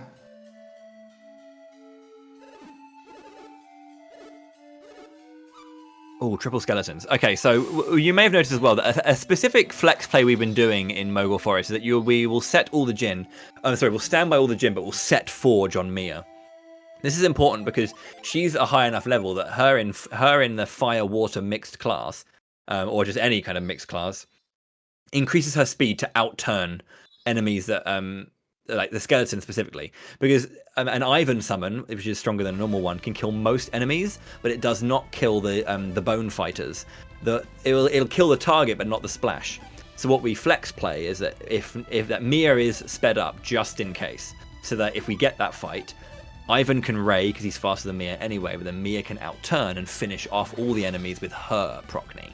So that's just one of those kind of like flex play setups that we need to just boost a little bit of speed. Speaking of speed, we picked up the Elven Shirt. The Elven Shirt is a 50% agility boost to the amount of agility they have. Again, that is affected by the class changes as well. It's not base agility, but agility in total. So now that will go on to Mia, gives her a defense buff, but also increases her speed so that she doesn't need to be in a mixed class anymore. That she can just equip the Elven Shirt, off we go. So here we go. She will now summon, and then Ray from Ivan, indeed. Yeah, like the Elven Shirt is probably the best item for the late game, because we give it to Ivan and he outspeeds everything at this point, like even though we are very underleveled at this point, but... Yo, a sleep bomb. That's going to come in handy, right? Right? Yeah, that's very nice. It doesn't need to grab the one in Kelly now. Yeah. Absolutely. Brilliant. That's really nice, actually, because having to go and grab the one in Calais takes a bit of time out of the run, so... Yeah, like 5 seconds saved right there. So yeah, like now the next boss fight is coming up. Well, then get an extra counter first. Yeah, you always get one extra. Killer Ape, or Donkey Kong, I think some people call him, or just the Monk. Yeah, he is annoying. He's got a few things that can suck. If Granite will be up on the first turn, but if Granite's not up, he has a move called Ransack that can one-shot Ivan. But more importantly, he's got a move called Warcry. Now, the Monkey will outturn, or the Killer Ape will outturn Isaac and Garrett on the first turn. So Isaac and Garrett could, if either of them get Warcry, their action is taken away. So you can't continue like the last two actions. Specifically, if we have. Because it's Fever Kirin. Isaac uses Fever, Garrett uses Kirin. So if Isaac gets Warcried, Kirin won't come out either. So you lose 2 turns if Isaac gets. Here we go. Oh, and of course it's. Oh no, they hit Garrett, Ivan. So it was on Ivan and no proc, so yeah, no problem there.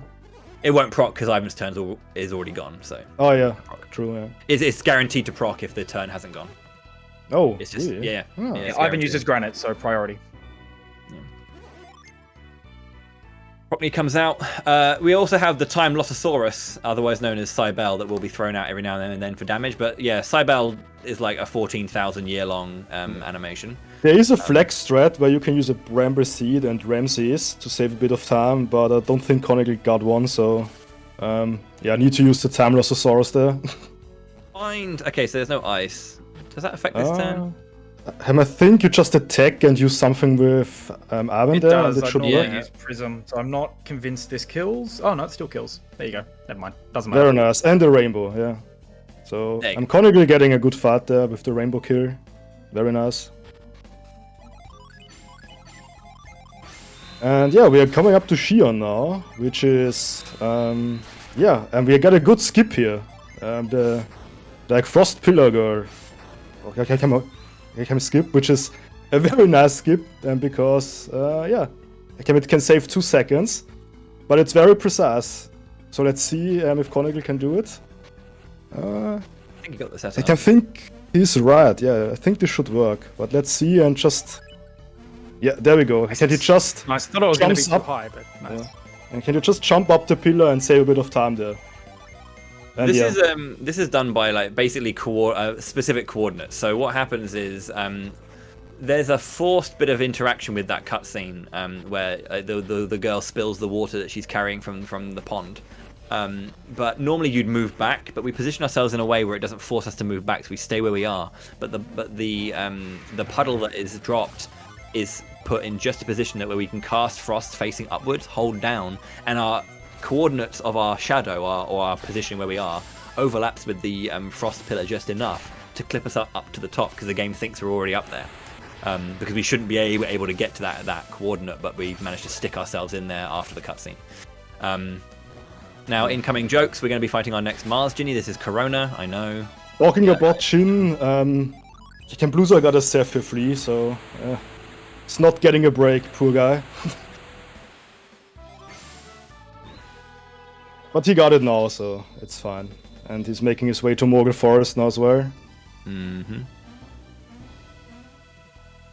Corona's down. That's our third Mars Ginny as well, so that's tier 3s for that too. Tiamat's actually a really, really fast summon, really good one. I like Tiamat a lot. Yeah. The strat here is, by the way, we use Pocket Proccny, which means we just do like the 2 standbys on the Jupiter Chins, and we can clear encounters that are not apes in this case. There you go, cast a curse. And yeah, we just run apes, and I think Conical takes all encounters that are like just a clear with Proccny and like Drench or Prism. So we get XP for later on. I think Bluezer goes for the older strat, which is like just use Proccny on single Proccny encounters. But we will see if he gets here. Yeah, Conical was yelling at Jerry. Jerry is a community name for that one NPC who likes to stand in the way. It's really annoying. Like some NPCs just like to... There's like a little bit of movement they need to kind of cover just to screw you up. It already starts involved with Jerry's grandma there. Like, they just don't stop blocking your way. Now this is obviously a tutorial here. Now Mia has had access to Frost the entire time, but if you haven't used it before, you learn how to use it right now. But of course, this guy has to go over to the ladder to jump up rather than just jumping straight up to the top of the pillar already. But it's just showing you that if you see a puddle, you can use Frost on it to create a pillar. It's one of those things, a nice little tutorial thing if you haven't already used it. You can use it before. I mean, we just did obviously to get. Crikey, what one is that one? That water one? Hail? Hail is the one in Mist. the overworld. Mist. It's Mist. Yeah, there we go. Yeah, it's hard to remember Jin names because you don't use them. Like you just use them to summon. Don't actually use. Yeah. I don't use Mist on Manticore. No. Again, I haven't run this game for a while. There's new strats now. It's a 2-turn Manticore, isn't it now? Yeah, I'm like Manticore is essentially free now. I'm like the same as 100%. Very safe 2-turn Manticore. Yeah. I mean, there's still a small chance you can die, but it's very unlikely. Looks like Bluezer didn't get the flea from Quartz, so he's through that nice and easy. Yeah. Something going right at once. Finally. But man, I feel for Bluezer, like, just falling apart, but it's not over yet, as we said, so anything can happen. And yeah, like late game has the biggest delta as well, so like if you get attacks first or CBS there, and even the last fights, they can just waste 2-3 minutes and just decide the race, right? So yeah, I mean, you can't. And fights will generally take a lot longer later on because we're just way too low level to fight things. Like we genuinely in Venus Lighthouse have a negative chance to run. It's like minus 5%. We cannot flee the first time, and because it's only like 20% increase per attempt. It's like you just don't have you won't be running till like 3. You're going to be dead by then. So we essentially have to fight everything in the later half of the game. Like we have to fight them. Because we're using tier 4 summons, which take quite a while, and some tier 3s here and there, but because summons will generally take a lot longer in the end game, and normally enemies get their turns as well, each fight is much longer than a fight like, you know, just throwing out a Procny and one synergy is like, what, 10 seconds? At most, you know, including menu, but like we're looking at 30 seconds plus, like each fight. Like about that, yeah. So yeah, it's one of those things where the later you get, encounter skips and AFs are much more important. So this is where the run's going to start getting a lot different from how I used to do it, because again, there was a big thing found, and I'll mention it, but we won't talk about it just until later on. But this was perhaps the biggest thing that happened to Golden Sun 1, Kraken skip. Now, the Kraken fight is a fight that we had to do normally after a long, like, 15-minute segment of, like, cutscenes and taking a boat across a lake, then you fight the Kraken. We can skip that now. And the setup for that starts here in Altin. So first of all, we're going to do it as normal, kill the first 2 living statues. Then after the first 2 living statues are down, we'll then prepare to get ready for Kraken skip, which we have to put more time into the front half. We have to do a little bit more stuff here, so we're going to quote-unquote lose time here, but the payoff is skipping a 15-minute segment, which is very, very important. Chronically, there's actually getting a lot of XP here, because you can already do cyber strats on this living statue, so it's level 11 on Isaac, which is very nice, so very good XP so far for him. Yeah, I've had a lot of high experience encounters so far. Like normally, there's only on the 3rd one you are level 11 on Isaac. Yeah. I've had 2 encounters that were 2x skeleton flying dirge, which are oh yeah, that's very nice. That's a lot of XP. Yeah. Yeah. So yeah, we try to get poison now, as Bowie said. There are 2 enemies there: the spiders and the slimes. The spiders are a bit of a lower chance to get it, and the slimes are a bit high. Oh, there we go, sticky poison. Didn't proc, unfortunately. But there's still time, so no problem. Yet, at least. So we have a bind right now on Ivan for Blueser, which is going to be kind of interesting. His synergy sealed. Oh, that's not good, yeah. He didn't get and the war cry on Garrett as well. That's very bad. So no rainbow kill, sadly, for Blueser here, and an extra turn added in as well. Yeah, I think that's also an extra turn. Oh. The prism killed though, yeah, so it's not that bad. But yeah, no rainbow kill. Not getting the encounter skipped at least, so that makes up for a bit. Double spiders are here. We'll see what we get if we get poison. So I think the spiders have a higher chance of getting the actual poison proc if they do it. And it's the slimes. The spiders have the lower chance to get it. Yeah, no, it's slime. Slimes are better. Yeah. No, but okay, so like one has a less chance to use the poison skill, but one has a higher chance for poison to proc. I thought spiders were the higher proc, but slimes are the higher usage. I'm pretty sure it's like the higher proc chance on the slimes, and both of them are like 2 in 8 to use the poison spell. Okay.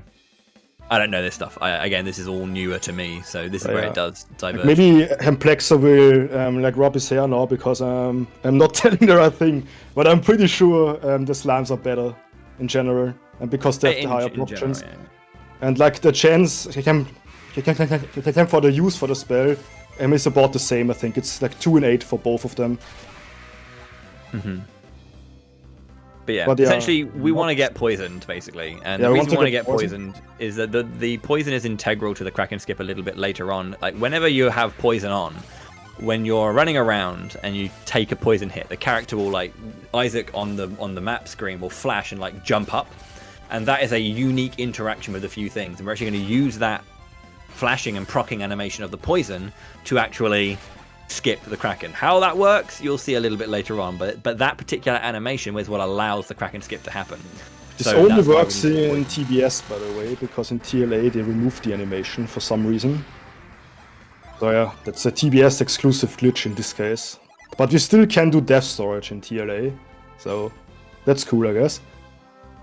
Yeah, which is another trick with poison if you die. Yeah, you need to die. You need basically, if a character who's poisoned, if the poison tick takes them below 0 HP or below 1 HP, they will die. They won't just go down to 1. They will be exhausted. And if you kind of have that poison tick at the same time as a screen transition, you can store death. Exactly. And in any percent, that's broken as all hell. For the any percent for TLA, that is broken as all hell. We won't talk about it here, but yeah, it's pretty nuts. No Jerry trolling for blue. He's going to be really happy about that.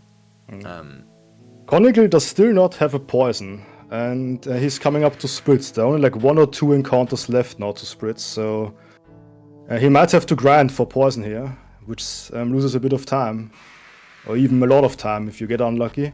So let's hope he gets a good encounter. This is the stuff I need to learn when I come back to this game. It's all this new Alton Peak stuff because... Oh, man. The reason we need to go and do extra stuff is that after we skip Kraken, we're going to need to use the lift synergy. So you need to go and get the lift gem from here. Getting a triple cutlass. This is really bad.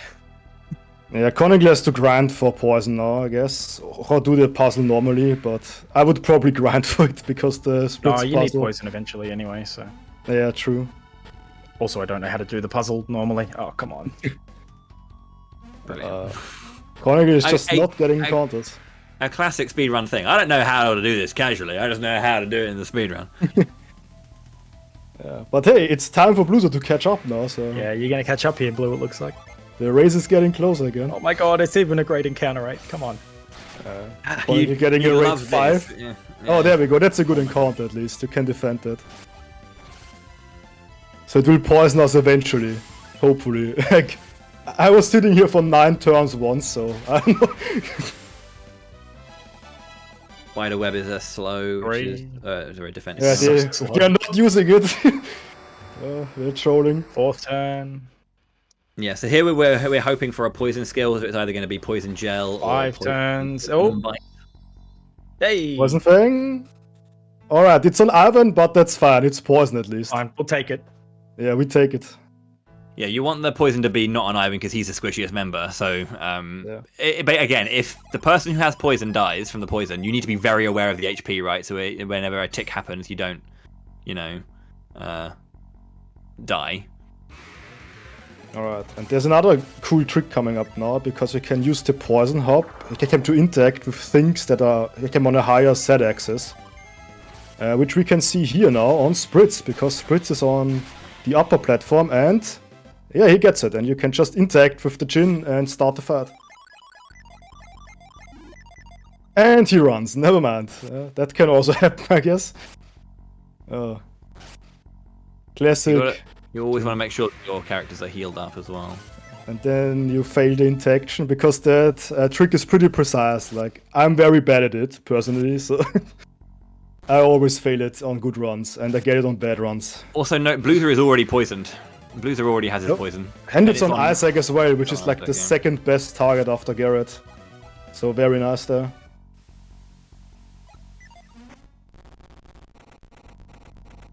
Alright, there we go. No flee this time. Conical picking up Spritz, which is our 4th Mercury Genie, so with access to barriers, which will be very useful in a later dungeon. Or it can be useful at least.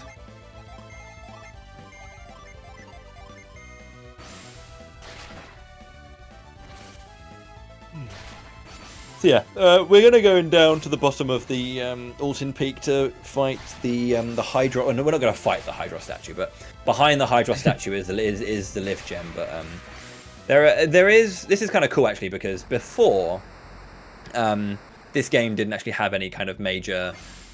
This category specifically didn't have many major kind of out of bounds. We did a bunch of like retreat glitches, but there was no out of bounds.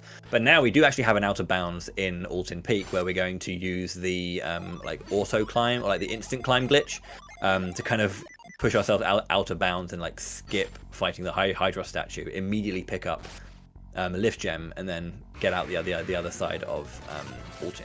Now this is a much longer segment than it used to be. Like, we would already be in Llama Temple if we were doing it normally. Because you only fight the first 2 living statues and then crack straight on with the run.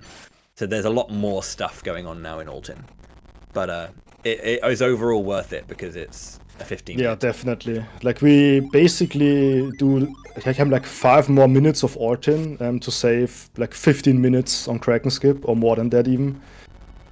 So it's definitely worth it. Prockney.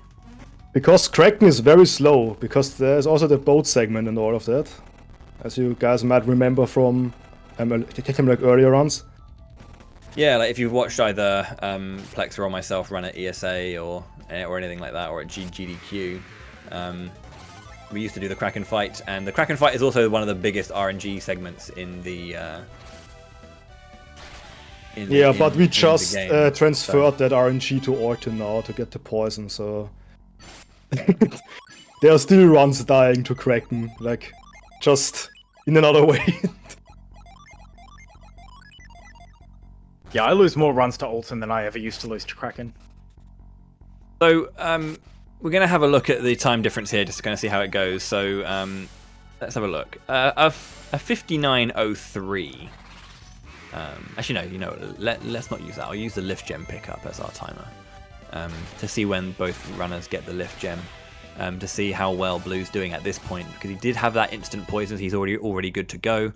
And let's see. So here we're going to go into retreat mode again, and then use the retreat glitch to get out of this ladder.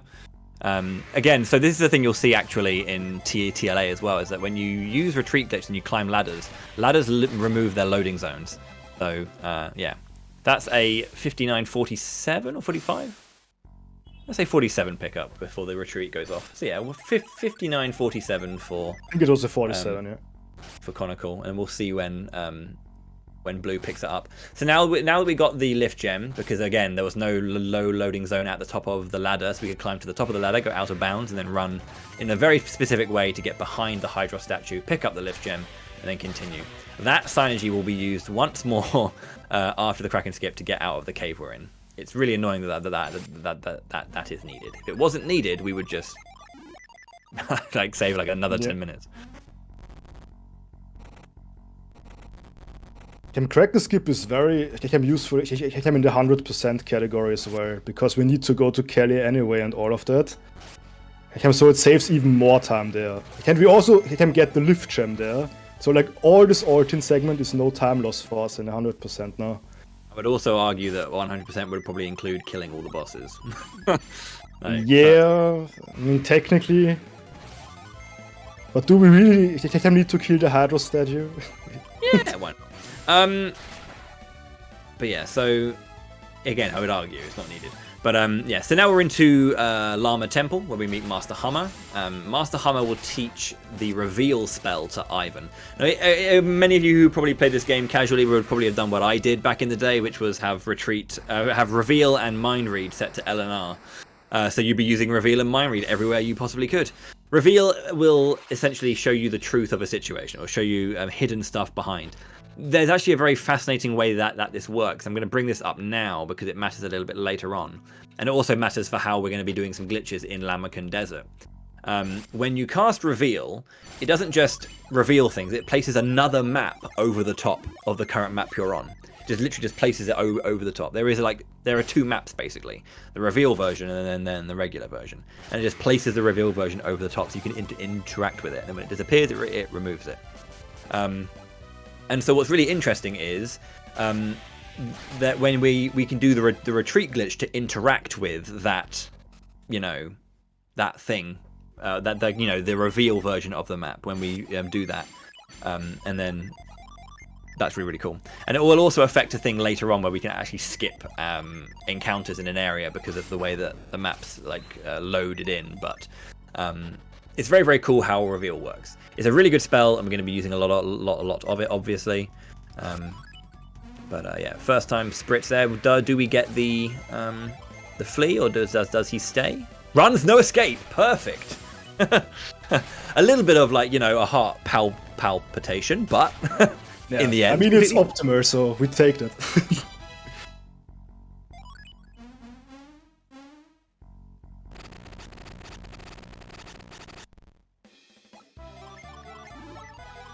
That was pretty good. No flea from Spritz, and he also got the first time bounce check, so definitely a more favourable Alton right now for Blue. So this is definitely some time save for him.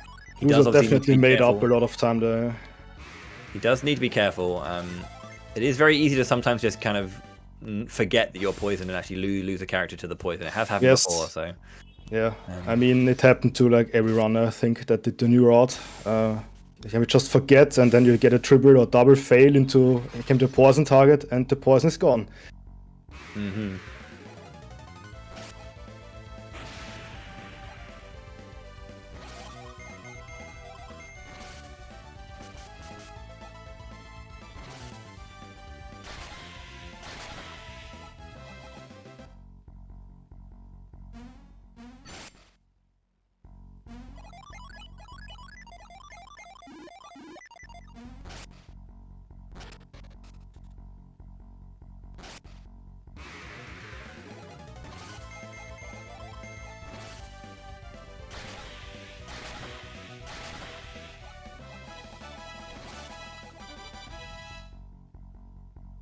This cutscene obviously is just, just finding out about reveal. Not too much going on there.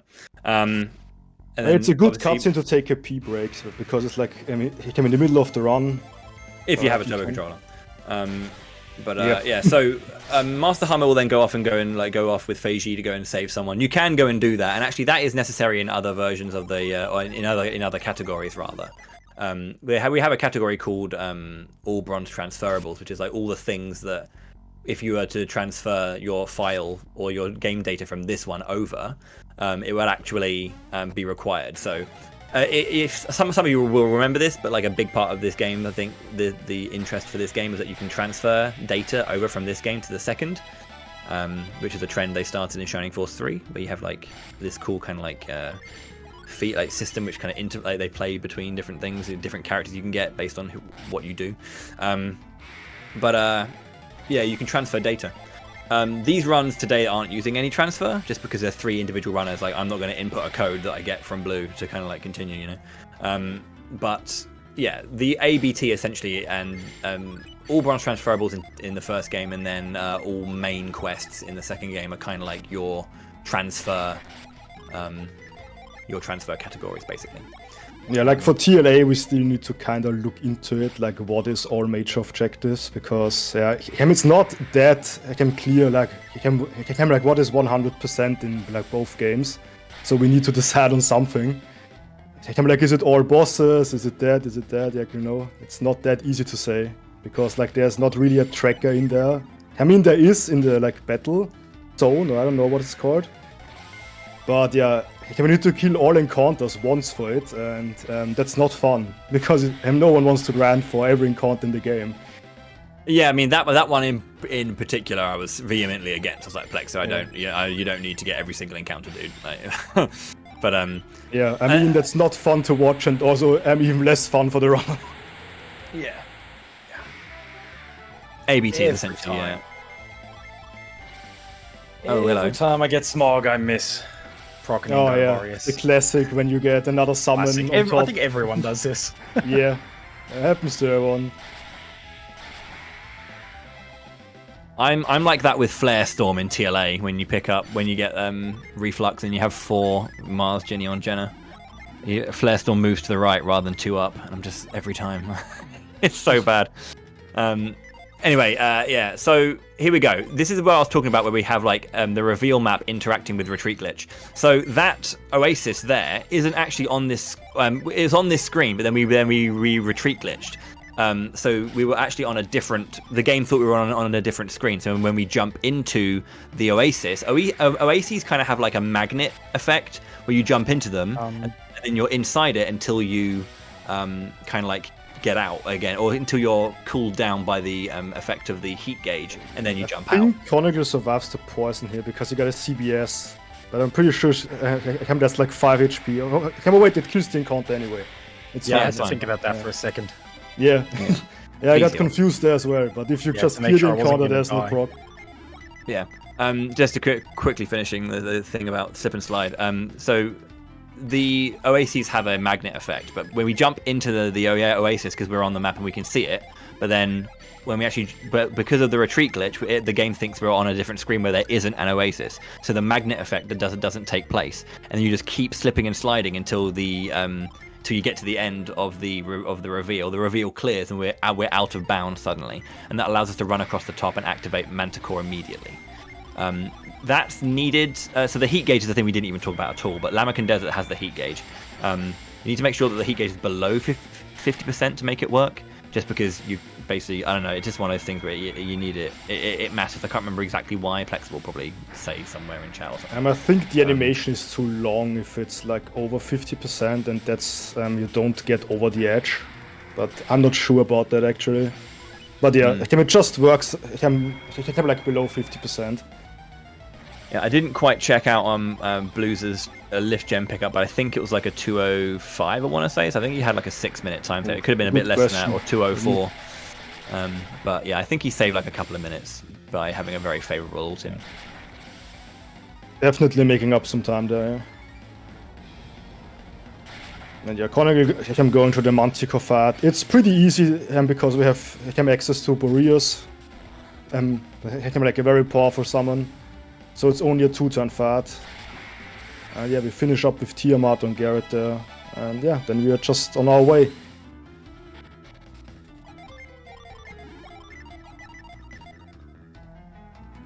And yeah, Wine is coming up now, which is another Jhin that is a bit special because there are like 3 points where Wine can show up.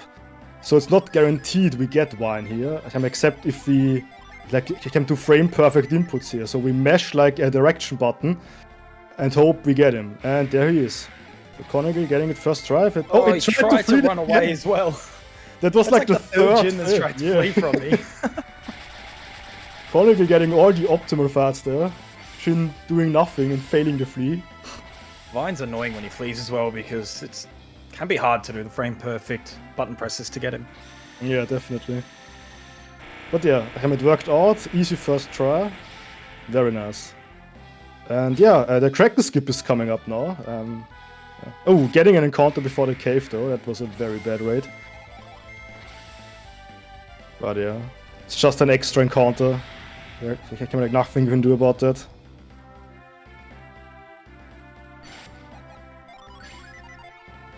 Oh, that was another early encounter.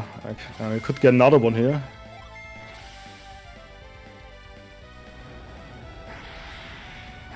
So tier 4 summons are now accessible. Boreas, obviously we have that early.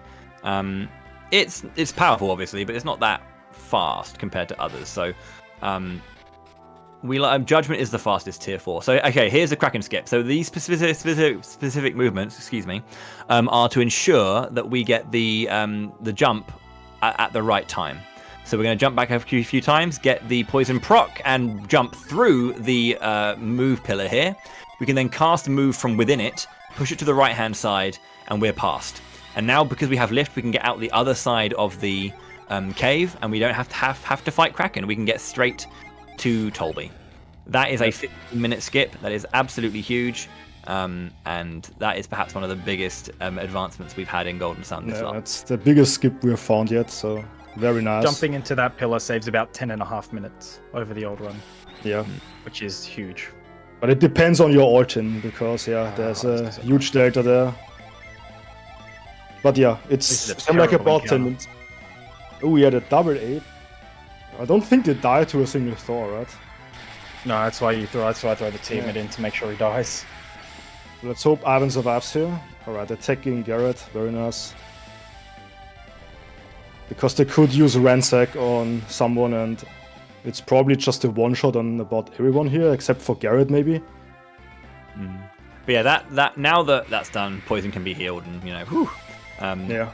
So this is like actually the cave just has a lot of high-level encounters, so it's very scary because we should not be here yet. Yeah. So these bats here do die to Judgment. They're small enemies. There is a Dirge, and if you get a Dirge, you cannot use Judgment. Well, you can, but like Judgment won't kill the Dirge on the side. But the bats do die, and so does the rats. The rats are annoying though. Those armored rats do have the ability to use defend, and they also have a special defend, which is a flash defend, which is so. Defend is 50% damage reduction, just like Granite. There is a Ginny in this game called Flash that we're going to get later, which is a 90% damage reduction, which is gross. But yeah, that's pretty cool. You basically waste the summon because all the damage gets blocked there. And they can just spam it. Like, you can be there for 3 turns and use all your summons and the thing is still alive. It happened to me And I think it happened to like a lot of runners. It's just rats. We hate them.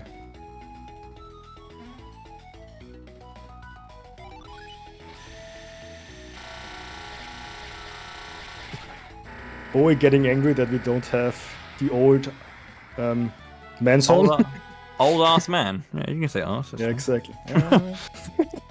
Everyone always calls him oldest man, and I think it's because Plexa had to go like full, like, you know, universal for GDQ. Oh, the old ass man. That's why we have it. I see. Yeah. It was always old ass man, never oldest. But, you know. Don't worry. We still have Babine. He's our new old ass man. Definitely. And we have a lot of him, like 10 minutes of cutscenes. Okay, so we don't actually pick up Hail anymore because we get Spritz instead, so we already have Boreas, and that's fine. But Chronicle's going to go and pick up the very, very lovely Ground. Ground is an incredible Ginny. There's a counterpart in TLA that we will get as well. But Ground is a priority Ginny, first off, very, very lovely. But specifically, Ground removes an action from an enemy. So if there's one enemy, ground it, it won't get a turn. The same thing as Warcry that the monkey had for that the killer ape had, excuse me. So Ground is very, very good. So when it comes to fighting a lot of certain enemies, we'll use Ground if we can't get a one turn or one action kill, and we'll ground an enemy so that they don't get their turn, so we can finish them off quickly without any fight back. This is really, really important for dealing with many, many encounters from here on out. It's level 14 before opener one. Nice. Nice. So Chronicle very good on XP here. Like getting attempt 14, like right here is like very rare. Blue is through the Manticore as well, making his way up to Vine. Vine's super important. Well, was super important because Vine can halve speed. Oh no, it is super important. We still use it, but Vine halves the speed of the enemy, and that's really, really good because it means that we get guaranteed outturns. So Plex is doing Plexa. Blue was doing a technique where he like taps on the world map, and the tapping that you do there, essentially, if you get an encounter, and she gets her on. If you get an encounter and then you kind of like don't press any buttons, the frame after you get the encounter, it's guaranteed to be a Ginny if a Ginny is accessible there. Vine's a bit weird because and Vine fled, by the way. Vine can appear in multiple locations. Most Ginny are almost practically guaranteed spawned, but because Vine is split between two areas, he has a lower chance to be found. So we have to do this tap technique to ensure that the encounter we get is Vine. Oh, he tried again. it was a CBS. That could have been really scary because again, Blue has not fulfilled his poison proc yet. So true. That's actually dangerous then. Yeah, true. Quake Sphere. Okay, he's fine. Yeah. So a bit troll of a Vine there, but yeah, it's normal. Like Vine is always a troll. Can't get around that. But getting it in the end and no one dead, so that's always nice. Chronicle has 2 people dead here. It is only like halfway through the dungeon, so yeah. So both Waters of Life's gone, or like 1. Wait, we only have 1, right? Yeah, only 1. I thought about getting the backup in Jian, but I didn't do it. It should be fine, hopefully. Regretting not getting the backup. Like you can just do another save to save, in case you're worried. Yeah, I saved at the start. So yeah, like Flea strats are very scary sometimes, because like if you get a big and powerful encounter, you can just die here, and if you die, him and Alt Miller, it's basically like him run over, because like that's a big time loss back to Torby, and yeah. But fleeing is fast on average, by the way. Blue, please heal. I was a bit nervous there about that. There we go. He's just trying to do his setup.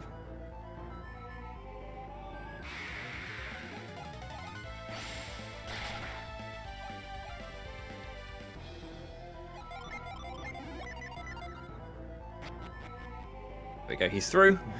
Gets his. He's going to cure that poison immediately, and then move. Get it off. Alright, so both like easy poison skips there, getting through. And like both in the late game now, you could say. I mean, maybe. Like, my late game starts after Colosso most of the time. I wouldn't count Alt Miller as late game yet, but... yeah. Still very nice. And Conical coming up to the flask, and there's a fun puzzle here. But we know the colors already, but you can show the colors if you use you can reveal here, and then you can see like. No, what I only colors learned were. that like 2 days ago that you can use reveal here to show the colors. Wait, really? Like, how do you think it would work? Like, would you just guess? I just thought you had to remember it from when Babby tells you. Oh, wait, he tells you actually. Yeah, he tells you. He tells you the orders. Well, I should maybe learn to read.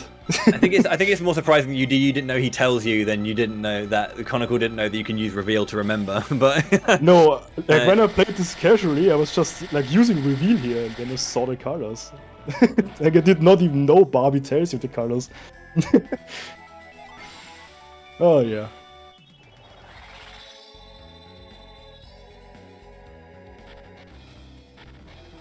So yeah, like now it's just going back to Barbie and initiating the probably biggest cutscene after the intro. And maybe get a death warp as well. I mean, like Mia's already dead here, so... Ooh, definitely getting a death warp. I mean, it's scary. Oh, Because there's quad fail. Quad Okay. fail, yeah, there you go. this Good is old now very 95% free chance, by the way, and not getting it. just in case. so the really scary thing here is that the person who died was Isaac. This is a strat we've lovingly dubbed Captain Wayard. Oh where yeah. I like Rambo Isaac. Rambo Isaac also works, yeah. That's a we good one. we put Isaac into Gallant class, so he's like got all of the stat multipliers that he's tanking and doesn't die, and can tank a few hits. But he went down, so the fact we've now got two squishies tanking some serious hit, that's fine though. That's actually a good death warp setup. Yeah, To get back to definitely good stuff. This will be a good talking. death warp now. Like Ivan is basically like one hit away from dying, and Garrett is probably 2 hits So is away. Garrett, really, depending on the hit. Yeah, I mean, if it's only like a mole or something, maybe not. But if it's a stronger enemy, definitely a one shot. So yeah, we have our trusty Barbie command here most of the time, so we're gonna be here for a while. Yeah, it's just Golden Sun and old people like to talk. We already mentioned that. Yeah. But hey, we can pay attention to Blueser here. Oh, getting the encounter right before the docks. That's You just had to bring very attention to him, didn't you? Yeah. yeah. It's Um, the caster curse striking again. There you go. White. Future blue, green, white, yellow, red. Oh, damn it! He's actually stopping the game just to prove me wrong. All right, I don't know. Respectable.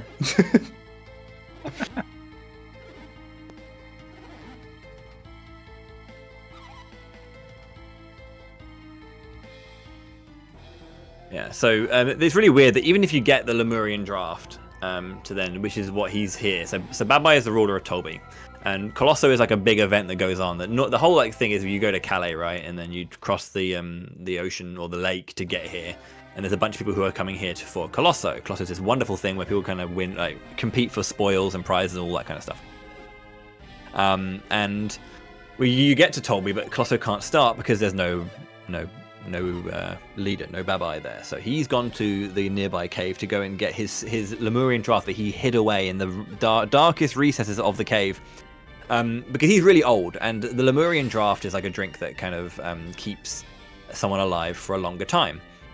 And he basically has been rationing his water because he's been getting less and less. He's running out of it, so he's been taking sips fewer and fewer times, but he left it too long, so he collapsed on the way down to get that draft. So he's asked us to go and get it for him. Now that first cutscene, which Conical went through, I really wish you could just skip by just using the Lemurian draft, but no, it forces you to do that, just in case, even if you go and get the draft first. But yeah. Like really unfortunate that we can't skip at least the first cutscene by doing the puzzle before. Because there are so many items that you can do by doing like select to open the menu, then use the item directly rather than pressing A and it goes, oh, it looks like you can use an item here, and then you use the item. but you can't skip that whole prompt with that one for some reason. Yeah, like it's the same with the Mercury water, or what is this called again? The Hermes water. So you skip the text box by pressing select and just can basically you can just using the item there. And it's the same on thread when using the water. So yeah, it's just a bit more optimal to press select and I just use the item, but yeah. If you're like Barbie, you don't care about that, because you just want to talk a lot.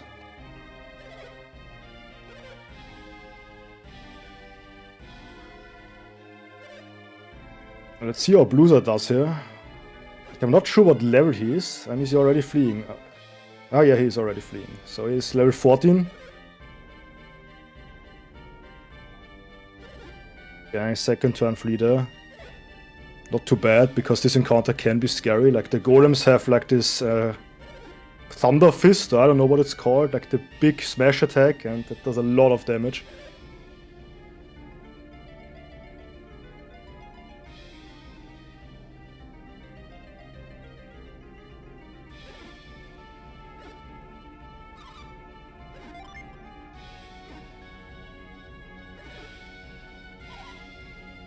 You can see that Babai's cutscenes are still going on, despite the fact that there was that disparity in time from the Satoris situation. I can guarantee you that both runners will be in the same cutscene at some point because of how long Babai takes. So we're just going to stand by all of our Jins so we can get a quick death here. Should be a good one here. Oh, getting ultrasonic waves, but it should be dead now. Guard, come on, demo attack, please. There we go. All right. Was a good death drop for Chronicle there. He's on to Colossus now. Which is basically a big cutscene with 3 fights in between, you can say. And you hopefully can press no on the tutorials. Like that's probably the like most important part of this split. Pressing no on the tutorials. Well, that and the nuts.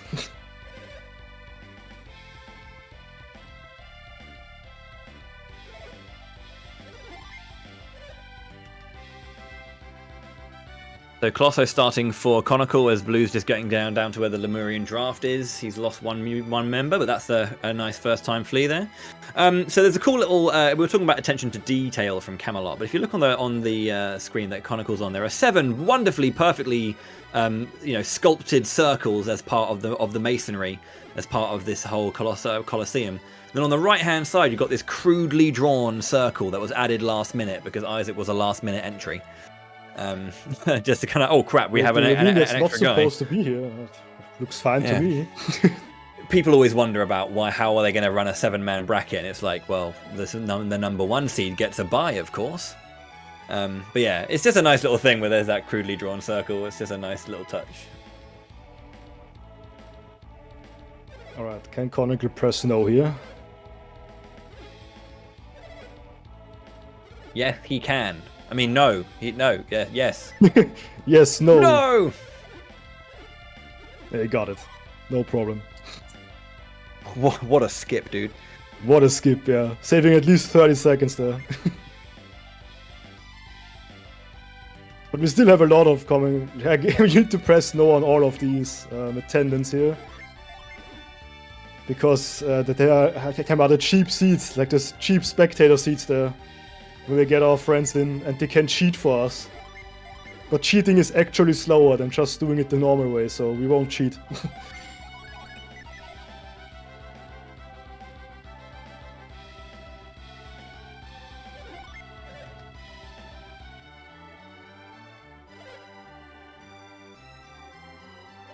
I think Blues is also looking pretty good for the death warp here.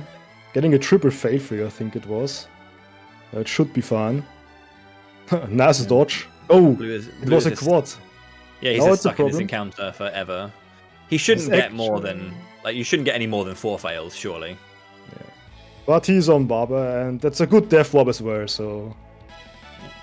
That's the thing, you need to kind of balance it between, genuinely a bad encounter, but could be a really good setup for the next one, but... Yeah. So we're on to an interesting fun bit now for Conical, where we're going to be doing Colosso, or Time Losso, or Nut Losso, whatever you want to call it, where we have to fight 3 enemies. We've got Azart, Satrage, and then Navampa. Azart is perhaps the quote-unquote easiest, Satrage is the most annoying. There are a few things that can happen. So the idea is to solve some puzzles, get to the end of the area, and then fight. And if you get there first, you get upgraded items and defense. The way they deal with this actually is that there are 2 versions of each fight. Azart, Satrage, and Navampa have 2 variations based on whether you get there first or not. They will just have different stats. So we get the better defensive items, so they have less defense. But there are items on the way to get, like oil drops, which deal a lot of fire damage, and a nut, which heals for 200 HP. The thing we don't want to see is our enemies using the nut to heal 200 HP, because it normally adds like 2 actions to the fight. Because we're going to be using Judgment to deal a lot of damage, and then after that we'll be throwing out Ragnarok, the level 13 single target Earth spell, to deal like 100 damage. So it's 2 Ragnaroks per nut used, and Azart can have 2. Satrage can have 2, Azart has 1. So oil drop to start. Azart's starting with the oil drop, so the nut is in play now, which could be a problem. Yeah, he has to use the oil drop first in order to use the nut. It's fine. He used the tech, so that's a kill. We use ground, and we will outspeed next turn and kill with the Judgment. So clean fight here. He defended, didn't he? He defended. Yeah. Okay, I mean, you... actually not sure. I'm pretty sure you can kill with Ragnarok here, but it's a good call to heal here, in case it doesn't. And no nut, so... Yeah, he survived, nice. So yeah, good call there. Yeah, it's 119. It's almost as though I've lost a run to that before.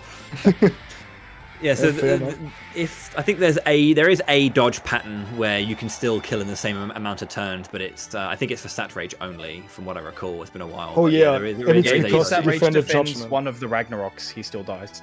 Yeah, on the same number. Like that's what I was thinking of. If he can defend the oil drop or flint, you can still go for an extra attack and kill.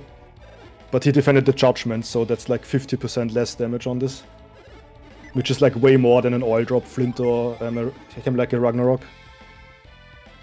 But yeah, still a decent fight, I would say.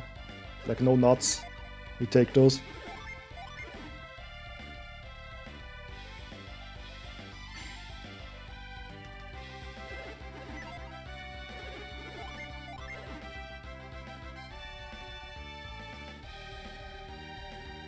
So yeah, Azart down. We'll then do our next one. This is kind of it's just like a little bit of a side attraction, but this kind of concept of silliness is kind of shown in like other games they did, like the Mario Tennis Advanced Tour has like a bunch of like side quest stuff, or like mini games like this to like level up, your speed and your agility and stuff, which does kind of silly stuff like this. This is a really good one where you can actually get like ahead of the game here by doing some precise movement. The O makes me think he didn't get it. Yeah, you can jump onto that tile before it comes back. But yeah, it was RNG manipulation for no nuts. I'm taking a bit of a bad movement here, and it will work. Is Conical going to flex on Satrage though and go for the instant climb? No, I can't do instant climbs. But you do it on Navampa. Like the one on Satrage never works, for me at least. But you flex on Navampa. I can't make my fingers do them.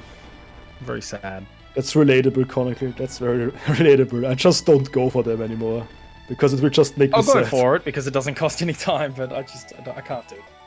Yeah, I guess I tried like 2 or 3 times on Navampa, and then I get sad and give up. But yeah, it's a perfect trick at 60 FPS, so they're not super easy.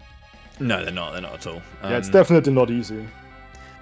So the reason Conical said that there's actually no time loss really in the for the Navampa one is that we actually don't win the fight against Navampa. We actually let him win the race, and we let him win the fight. You only need to get to the finals to continue the story.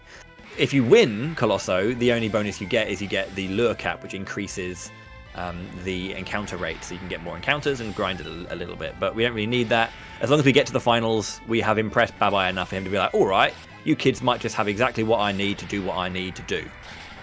Off your trot. But yeah. Alright, this turn is important here. Let's hope we don't get a nut. Oh, does it defend? I don't... There you go. One I'm pretty sure this still kills, dies. right? Yeah. Yeah, it still kills. So there we go. Perfect Satrich Fat there for Chronicle. Very nice. As Blueser just enters Colosso as well, so they're on the same screen. Haha. Yeah. It's tied again.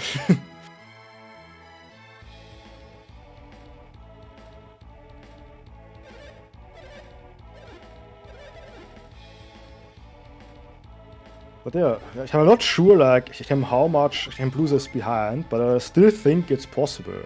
Like with a good late game, you can make up the time. 100%. Oh yeah, it's absolutely still possible. Right, if I die to Fusion Dragon or something and have to do SMFD again, then that's more than enough time. Yeah, like especially both last fights. If you down Fusion Dragon, you need to do the Tours Menardi again, and that's on its own like 5 minutes. And watch the cutscene, yeah.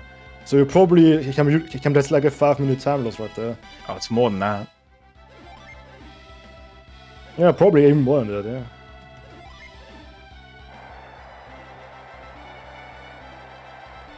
So yeah, will Chronicle go for the instant climb? At least like 1 or 2 tries. Let's see. Because Blueser definitely will go for it and swag on us.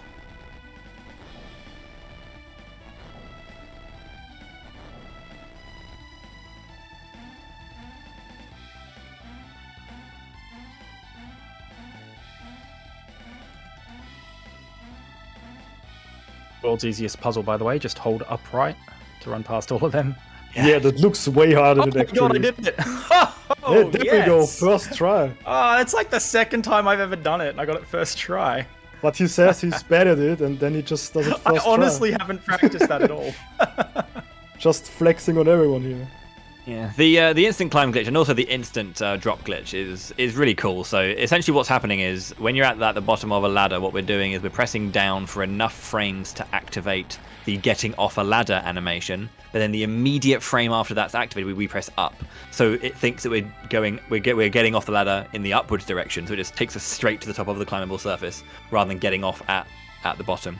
You can do that to drop down as well. So what some people do if they're really confident is they'll do the instant climb glitch up, and then they'll double swag on the Vampa by doing the instant drop and then instant climb again back all the way up. Because, yeah, but that's like advanced swag. Like, if you do that, you're just flexing. Like. So yeah, we get the weaker weapon here because we want to die, obviously. So we use quads here and we get the attack. Oh, nice. So only 1 attack left and there we go. Very nice. And a quick dead on a Vampa. That was a really good Colosso. Yeah, that was actually somewhat perfect, that was really except good. for Hazard. Yeah. Like Satrich was perfect and Navamp was perfect, and Hazard was just a bit slow because of the defense. What was my Navampa time? Just out of curiosity. Navampa time? Oh, it was a low 236. I think it was 236 1x. 236 1x. That's actually not that bad. Yeah. It's about 2 minutes behind PB, which isn't that bad. 2 minutes spent PB in a race is I honestly have that much time save at the end of my PB. If I get like a god end game. Yeah, marathon PB? Question mark? It won't happen. I have to be like 2 minutes ahead at SMFD. I got a perfect 5-turn Fusion Dragon. So. Alright, let's see what. But this is actually not a terrible run. Oh, he gets the nut. That's very unfortunate. Already on Hazard. That is a bit sucky. And the other one as well. Blueser just can't catch a break. Well, at least there are no more nuts now, so...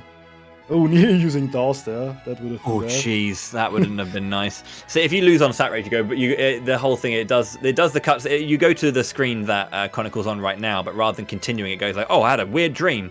And then Garrett's like, yeah, you're going to be late for Colosso. And off you have to go and do it. So you have to start from the beginning again, which is almost as bad as dying at Kraken. So that was why the Kraken skip was nice, is because you didn't have to worry about Kraken anymore. Alright, let's hope Blueser can the damage right here. But I think he did. So it should be a kill here. I personally would always save on these things when it comes to Colosso. There's just too much stuff that can happen. Yeah, I mean, I didn't save on Azad, but I saved on Setredge on the last race I did, so definitely fair if you save on the Fat here. Yeah, no one would ever blame you for saving in a marathon setting. Obviously, you can't do it in an actual PB attempt going for the leaderboard, but of course, if you're in a marathon, yeah. Well, you can save, you just can't reload the fire. Yeah. It's no save and quit. Yeah. So you can save and quit. Well, you can save or quit, but not both at the same time. Yeah. Normally we do end up just quitting. Yeah, exactly. Oh, something goes wrong. Guess we quit. Back to intro. This is one of the hardest things about marathon runs and for games like this, is because like so many people have the response to a bad situation. It was like, oh well, that happened, VC menu reset, and I'm just it's so easy to be like, oh crap, that wasn't good. Reset, like, oh no, I just reset the entire game, and I just like lost about 2 hours of progress. Yeah. Like the VC sound is like PTSD for me. Like every time I hear it, I'm like, all right, it's a dead run. Like even though you can like only press it accidentally. Yeah. Like just the sound, the ding. Like, oh well, that's it. Because that is the sound of rip run usually, isn't it? Yeah. It's just like, it's exactly. Coded into your head. It's just in my head. Like every time you hear the sound, yeah, it's a reset.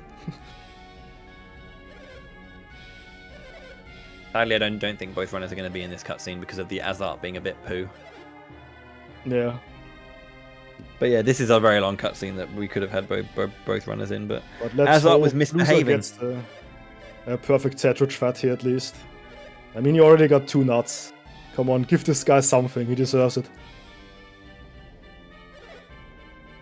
Reminds me of the 4-way race we had on the on Hotfix when I died on the way to Emil and was like 8 minutes behind after that, and then I'm not sure what happened. I think I also had like 2 deaths to Kraken on that one as well. I had to do two resets on Kraken.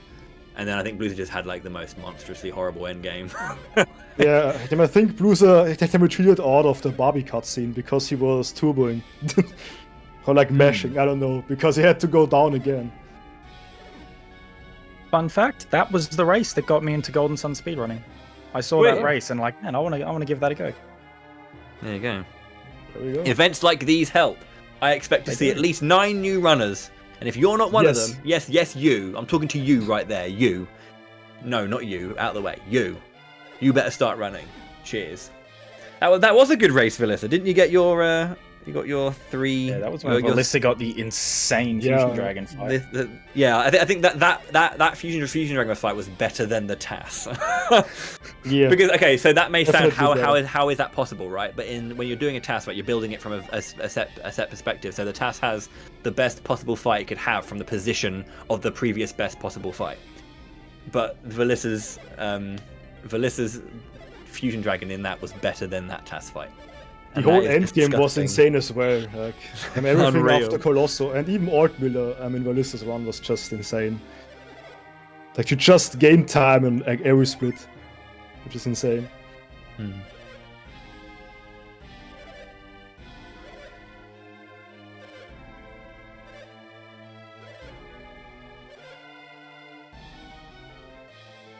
Such a long time ago, actually, now that I think about it. It was in May, right? In May? Was it in May? Yeah, I'm pretty sure it was in May, right? Maybe it was March. It was something with M, like maybe March or May, but I think it was May.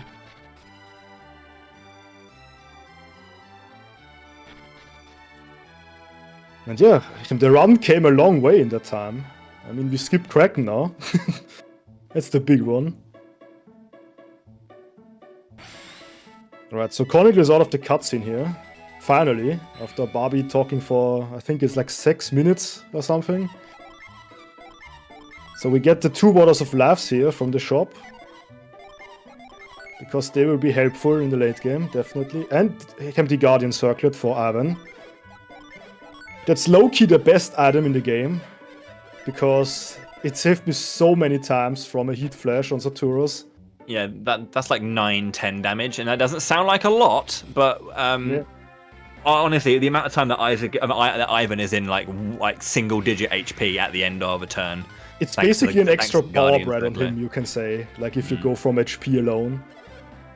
Now Blues are getting the fast conveyor belt, so some swag here. That's the most godlike thing ever. Yeah. There's this thing. It's a technique we don't really talk. It's not really a technique, but there's a thing you can do, which we haven't really talked about. It's called fast stairs, where sometimes you'll have like slower walks downstairs, and sometimes they'll be really really fast. And it's based on your kind of like, I think it's on your Y coordinate, or when you're running up and down the stairs, that sometimes you'll be on the right like pixel, and then you won't get the slowdown. The same thing is true of that conveyor belt. You can just be on the right pixel and go for it. Chronicle is now on one of the most fascinating parts of the run, which is there are 7 encounter skips you can get between leaving Tolby and getting out of the Suhala Desert. You can get from each place without getting an encounter, and it's just, there is so much time save potential here, because it's like what, 20 to 30 seconds per encounter skip. Yeah, it's about 20 to 30. I'm like, depending on the encounter. If it's just a judgment, it's less, but yeah, you just want to skip encounters in general, because if you don't take the encounter, it's always faster.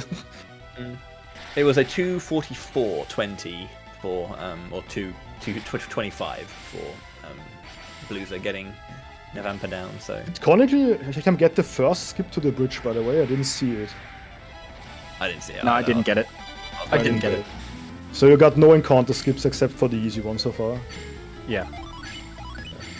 All right. Oh, that's a good encounter at least here. Just a single Boreas. Ivan outturns most things.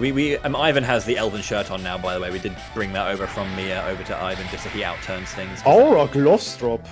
Wow. I'm not even sure what they do, but it's an item. I don't even know what the Aura gloves do. God, I'm pretty sure they give attack, but yeah. I did. No, the war gloves are the ones that give attack. Aura the war gloves. I could have sworn the aura gloves are like an elemental buff. It's been, when I do no Jin runs, I get them for some reason. But yeah, when I do no Jin runs, no Jin runs. I've done 2 no Jin runs, and they're both very very painful. But no one I have mad respect for you runs. for doing that. Like, it sounds horrible. they are possible, and they are good.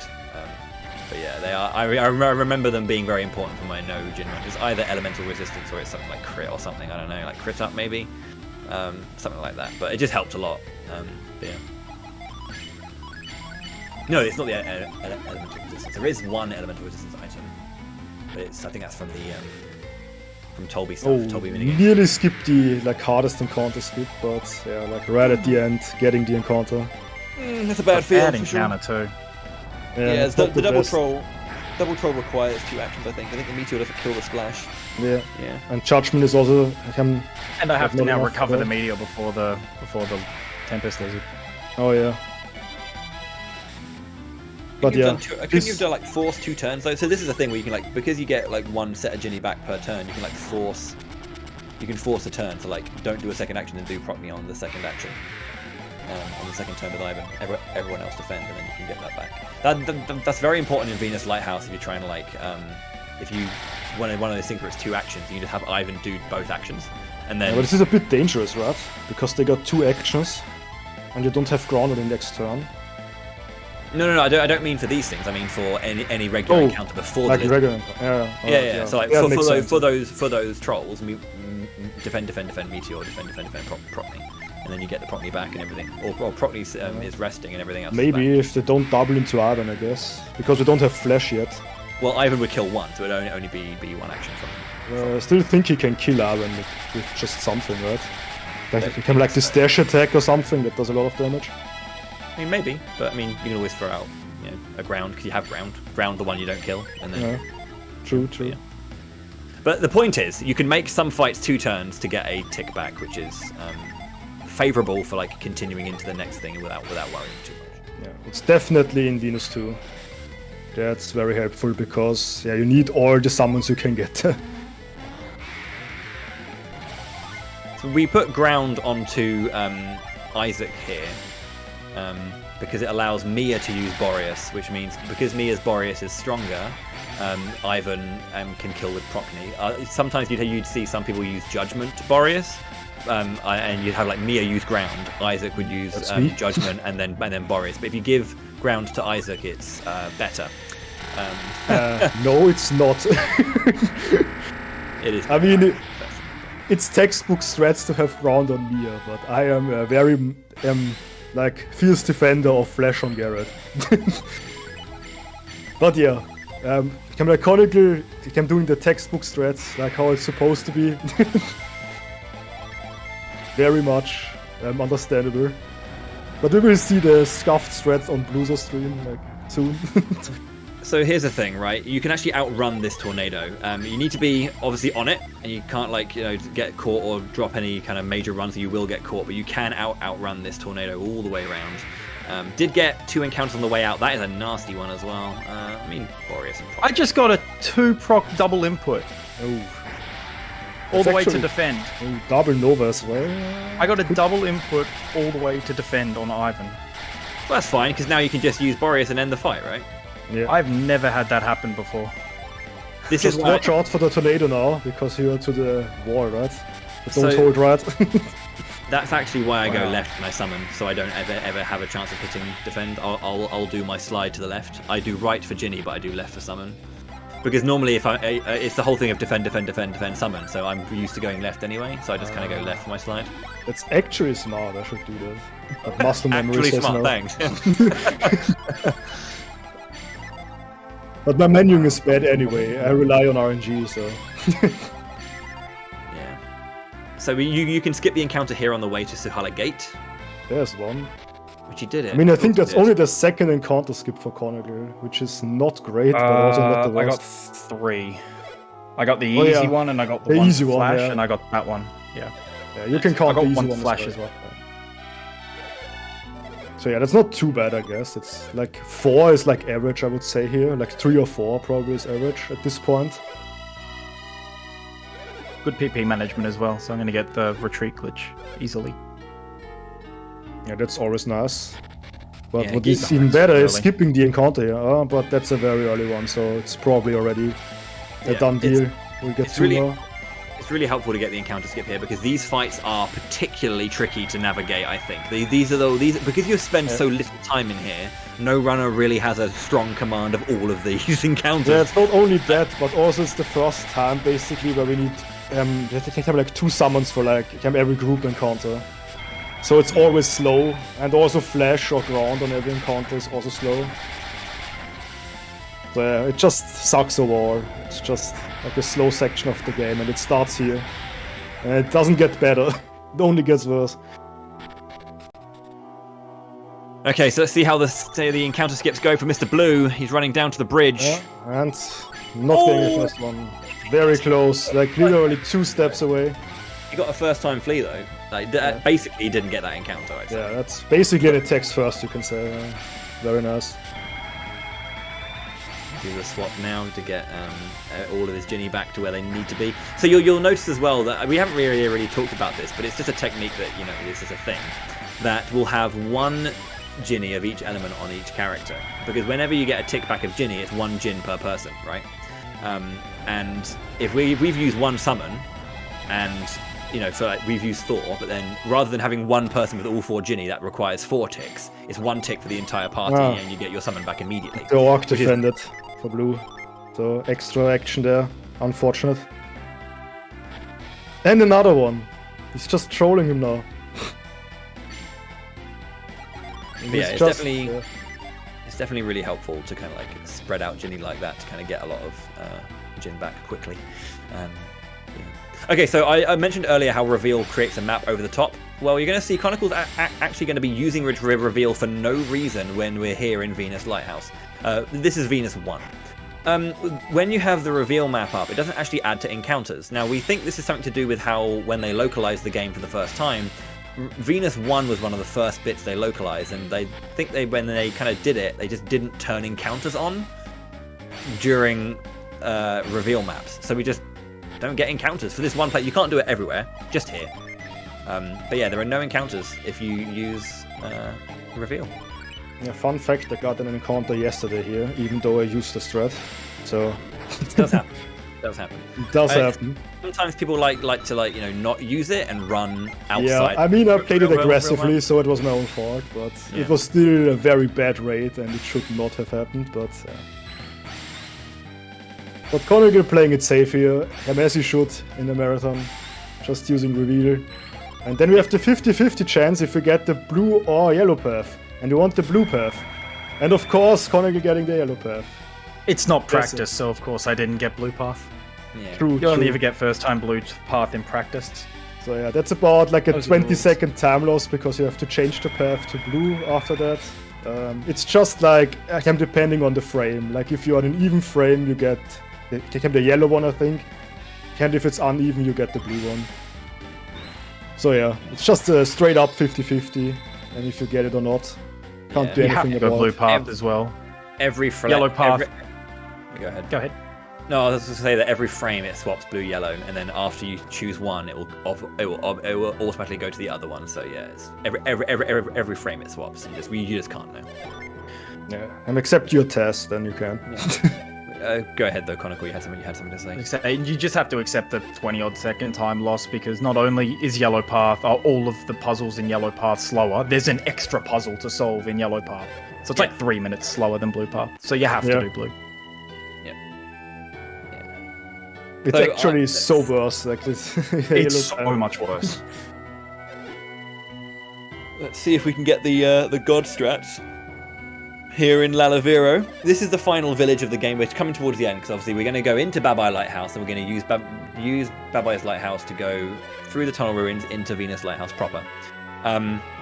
So the whole thing with Babai, right? He was doing Colosso to get warriors who are strong enough to go out into the Eastern Sea and look for Lemuria, because Babai's dying because he's running out of Lemurian draft, and he wants to live forever because he's a greedy old man.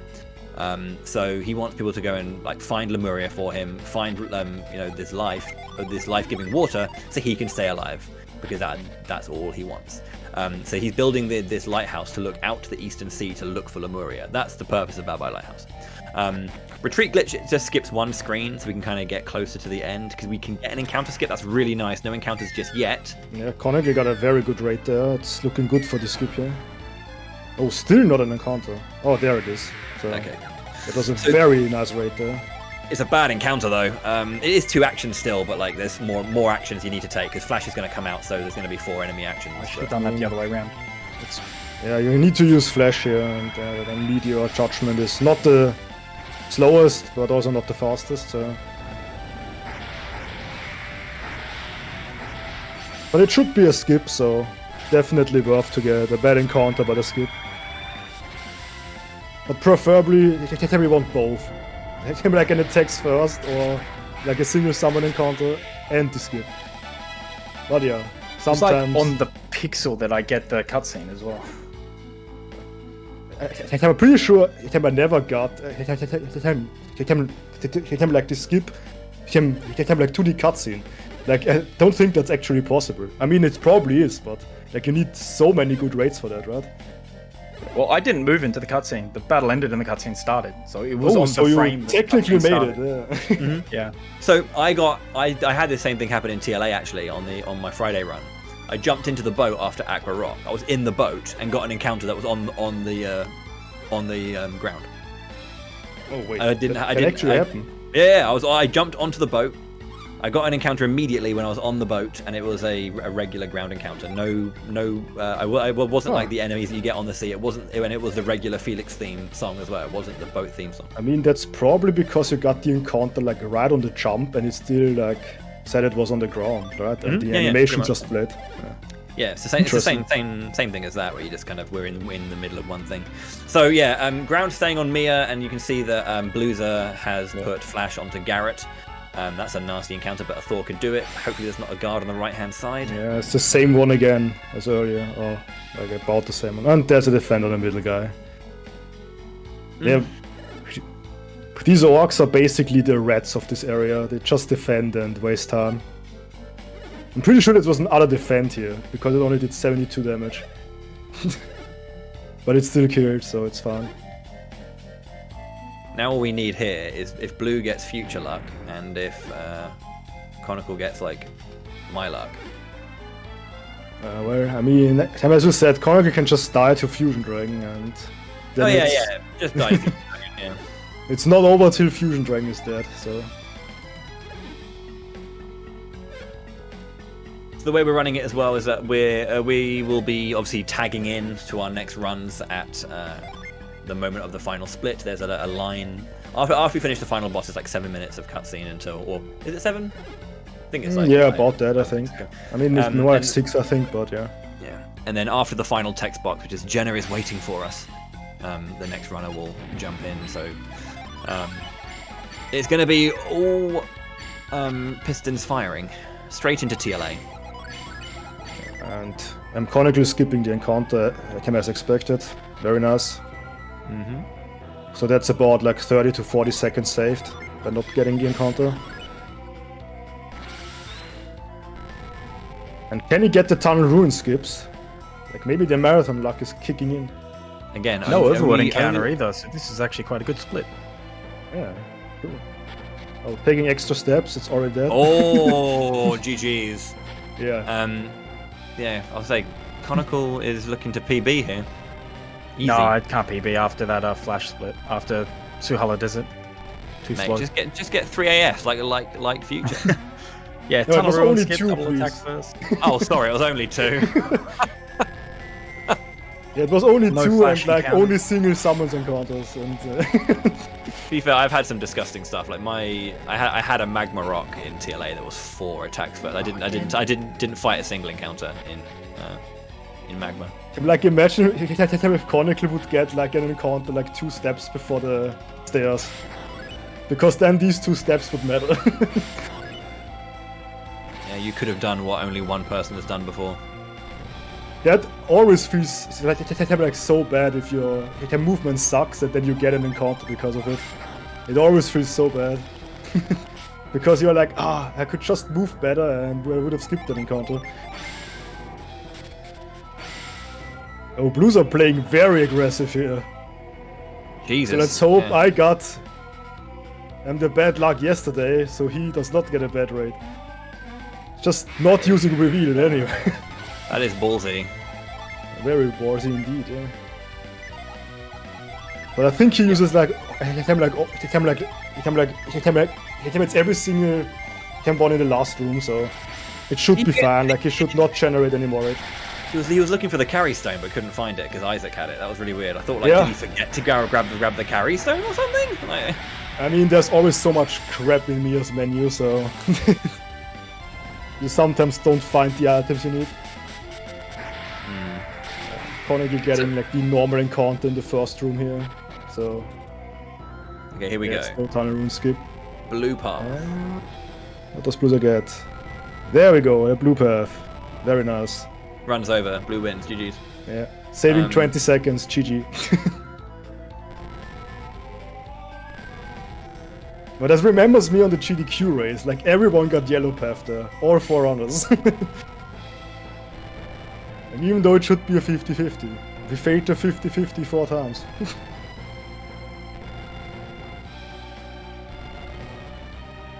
Just a singular B against the world.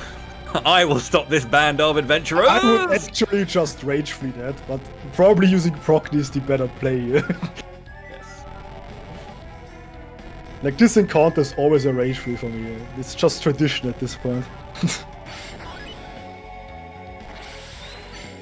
Right then, all 4 lighthouses with the golden sun in the center. Yeah, I mean it's arguably the wrong way, but It is the wrong way. The Jupiter and Venus should be swapped, but it's kind of whatever. But yeah, that correlates to the positions of the lighthouses and where Mount Aleph is and Soul Sanctum. Soul Sanctum being in the center of the... kind of foreshadowing TLA, you could say. Oh, and Connor getting an early encounter, but it's a good one. Oh, does Judgment kill a single one? I think it does. Yeah, targeted Judgment kills, yeah. So yeah, very nice encounter there, but a bit early, so might get an extra encounter war now. Yep, good decision to go to the right. The girl didn't get out of the way, but also he's picking up his Water of Life here as well. Now Blues are choosing the extra Wall of Life. again, we have no other way of healing, so it's really important to do so. It's definitely very useful for the last fight as well if shit hits the fan.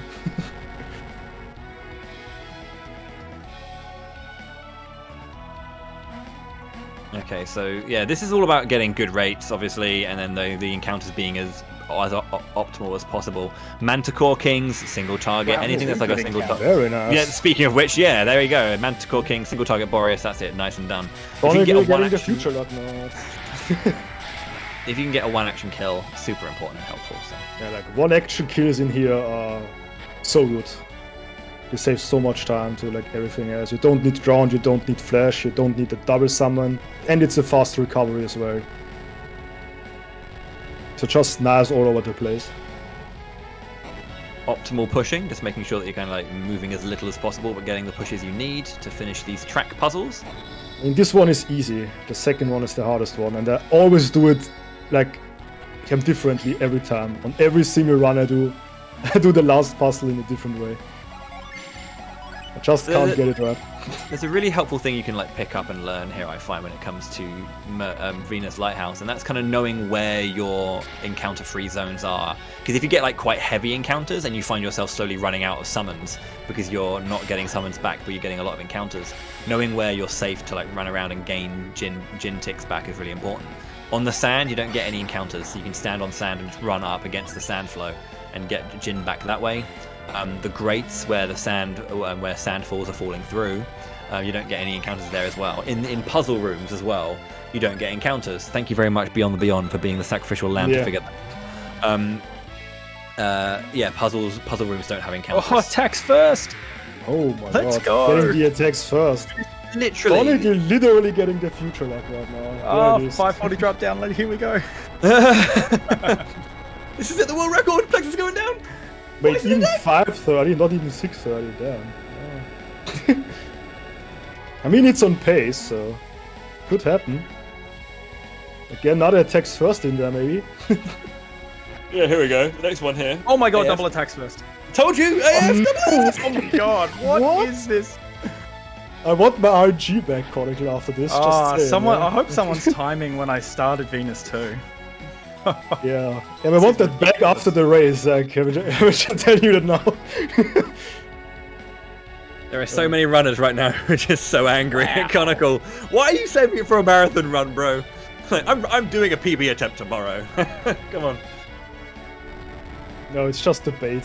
Like, this is not normal RNG right there. No, this is insane RNG. Is what this is. See, Chronicle is not doing it optimally either, so I'm feeling better now. The idea is you want to end on the lowest block, because then the camera has to move the least amount of distance to start the whole look at the light, tracking up the thing. But yeah, you just want to kind of like mitigate moving as much as possible. It doesn't really make that much of a difference. It's not like your run's going to be like lost on this or not, but some people will do it on like a time saver little one.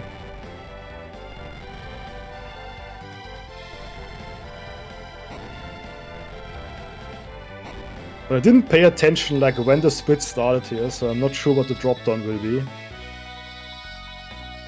But it's looking very nice, like 2 attacks first and the definitely gonna have to retime it later. Yeah. Could be a new gold here.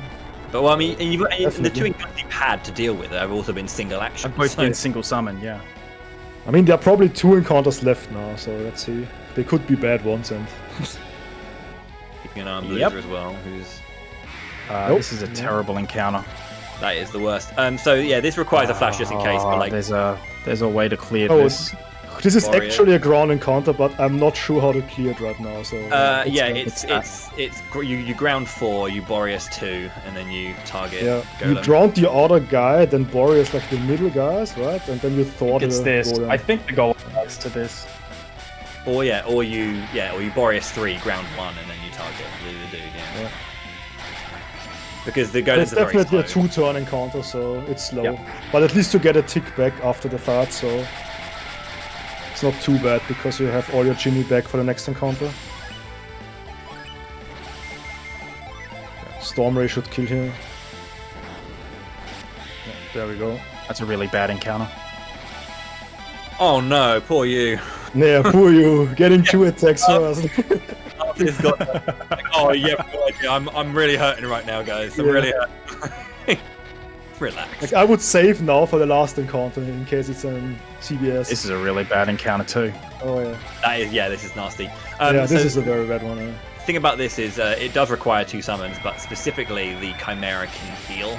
So the way I think the quote unquote optimal way of doing this would probably be to like summon with Garrett first, and then kind of like put everything into the second turn. Because if you attack the Chimera, it can heal. I mean, that's how I would personally play it, but yeah, it's. Oh, you did it on Isaac. This is bad. Okay. How do I clear this now? You thawed, didn't you? So probably Meteor left with Ivan, and then ground the Chimera, and then try and put something. Definitely ground something. I don't know if this kills. It doesn't. I got Wicked Howd on Isaac, so this is bad. Oh, there's the eruption. Alright, no one dead yet. This Then we should kill attack. Oh, the dodge. Very nice. Oh, lucky. But yeah, I was just thinking like Meteor left, and then that was very bad. Yeah, that was definitely a very sketchy encounter. It's the worst encounter. But yeah, there's a dead zone here where you don't get encounters on the actual jump itself, and then you can just jump down, get a tick back, jump down, and make your way to the Eyrie. So yeah, we're Chronicles made it. Final bosses. He's got to deal with Satoris and Minardi first, which is the better theme than Satoris' theme. And then you've got to fight Fusion Dragon afterwards. These fights will basically have the same strats. They're called courthouse strats. The concept is to summon on one turn and set up on the other. Future, if you wanted to go into full detail about courthouse. Yes, we set up all our Venus Genie in a specific way. So like everyone has one Venus Genie on him, and we can cycle them and use Judgment every second turn that way. That's why the name Courthouse Strat. Then we have Granite and Flash on Garrett, which we can cycle as well, and always have a safe turn there because of the damage reduction, and Ground as well on the Granite turn, so that also takes an action off, which is very nice. And we basically just cycle this all the way through till everyone is dead. Like, that's the TLDR of this strat. And on Fusion Dragon we can also have like Thor and Boreas ready, and for a fast kill potentially if we don't get a break. Or like it's even faster with a break because of the old strats, we did not use that yet. I mean, it's not an old strat actually. We do that for like a year now. But it's just cycling chins basically, and it's a very, very nice strat overall. And we just spam Judgment every other turn, and I hope we get boosted in and fast kills. Yeah, a caveat to this as well is we do have Thor and Boreas also standing by and ready to go. This puts Ivan into basically base class. This is why he's very, very squishy. Oh yeah, Ivan is the problem child in this fight, definitely. Yeah, so because he's in base class, he's got low stats, HP specifically. So this is why we give him the Guardian Circlet. This is why we give him the Power Bread as well, so that he's got a lot of HP or as much defense as possible to survive what's going on. So a safety save is very, very smart here. Yep, definitely. The Thor and Boreas will not come out until the pre-turn to kill Fusion Dragon. You can get this optimally like perfect kill on Fusion Dragon where you get a Judgment, boosted Judgment, and then you do Boreas Thor, boosted Judgment to finish it. We also try to go for a Flint kill on Satoris Minardi here, so we can go in with a Judgment on Fusion Dragon and save even more time. But that's not always guaranteed. Like if there's something going wrong in the fight, like a resist, a break, a death size, a potent cure, it just you can basically is done for the fast kill there. Well, like one thing can go wrong and you can still fast kill, but if two things goes wrong or there's a death size, it's basically over for the fast kill and you have to do a Judgment kill potentially. So the things that they've mentioned, all the things that can go wrong. I think mathematically the worst one is either double elemental resist or like potent cure. Because potent cure is a flat 300 damage restored to either of the bosses, which is a lot to make up. But the other things are just as bad. Like Death Size has a chance to proc instant death. That's a character down, so you have to use a Water of Life. Or if you're running out, a Quartz, which is not ideal. Oh yeah. Elemental resist plus 40 elemental resist is huge. in terms of damage reduction, so it does make a big difference. There is a scary thing as well, which is Haunt. Now, Haunt can be used by Saturos, and it can also come out from the Haunted Breath or something like that, some kind of breath from Fusion Dragon. I can't remember the name right now. But the Haunt is a status element where you have a ghost. They're called Spooky Friends, and they have a 1 in 4 chance to proc and deal a quarter of the damage that you dealt back at you. So a quarter of a chance for 25% chance for a 25% damage reflect. And when you're dealing over 1,000 damage, you're going to die instantly when it happens. So, yeah, it's kind of... Yeah, it's very bad. And it can just kill your run, basically. Okay, so the thing about the targeting as well is Minardi has less HP than Saturos. I think Saturos got 3,000, Minardi's got 2,500, I think, roughly. 2,600 if my notes are right. And... So Minardi has more elemental resist. So we put the first judgment into Minardi, then we put the second judgment in, which is hopefully boosted by the 100% elemental power up. And well, it won't be the full amount because the Gaia Blade also increases it. But then the second one boosted is going to go into Saturos to like pump damage into him, and then the rest will then be focused on Minardi, because again we want to try and pump extra damage into Saturos so he takes, so we can cover that excess HP that he has before putting it back onto Minardi. There's the Heat Flash on Ivan. That could be sketchy here for Chronicle, but good fight so far. Given that Ivan... That's the Guardian Circlet Power Bread coming in clutch. Yep, exactly. Like, that's 18 HP. I think without the Power Bread and Guardian Circuit, this would be a dead Ivan, probably. Yep, that would be dead Ivan. So as we said, Guardian Circuit, low-key MVP item in the late game. At least for the last fights. But yeah, a pretty solid fight so far for Chronicle. Like, there is no break, I think, and no resist, no heals, and no death sizes. And let's hope I didn't jinx it now.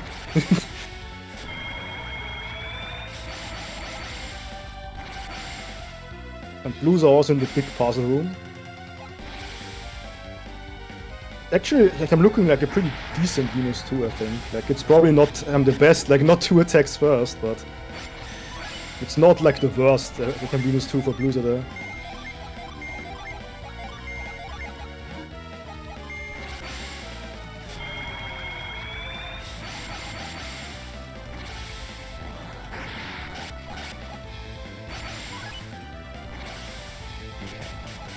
Drench is also nice because Mia's in like tier 3 fire class, which makes her speedy as well, and she also has access to Drench, which is a nice bit of extra damage just to pop out if you need to kind of cover some damage.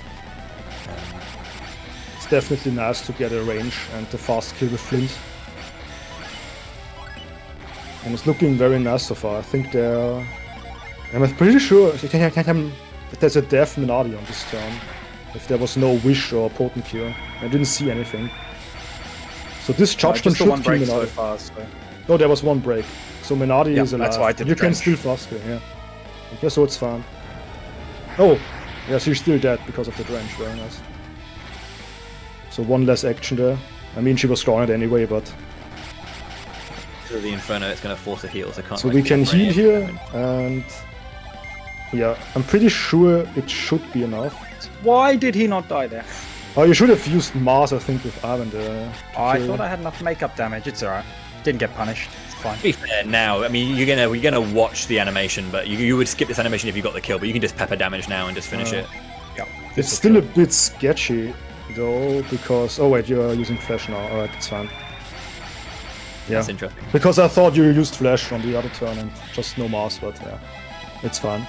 That's S&M down. Just Fusion Dragon left, and because we finished on that fight, we're going to go straight into a Judgment turn to begin with. And so we can go do Judgment, hopefully, and then obviously set up boosted Judgment, and then go straight into the Thor Boreas turn, and then Judgment to finish. So that would be a 5-turn Fusion Dragon, which is the best Fusion Dragon. The only stuff that matters then for Fusion Dragon is what actions Fusion Dragon takes. Fusion Dragon has a variety of moves like Attack. We want to see those. Nope. We've got things like Dragon Diver, Poisonous Breath and all these kind of things. But the thing we don't want to see is Outer Space. outer space is not going to hurt us because we have either granite or flash up. But yeah, well, it does on Ivan. I mean, it can, but the point is that it's not going to like kill us or like ruin anything really. But it just costs a ton of time. So we want to not see that many outer spaces just because it's not gonna,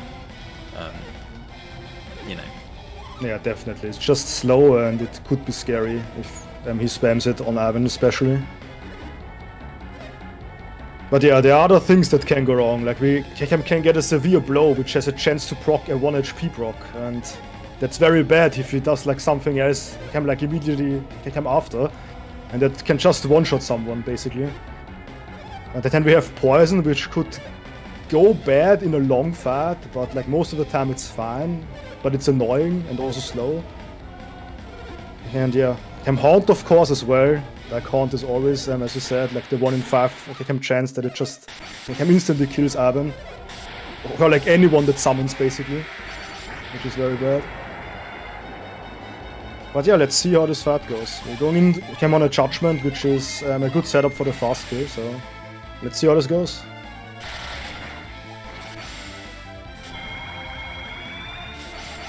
Optimal fight is 5 turns, by the way, if everything goes right. So, alright, we have an attack. It's a good start. Fast.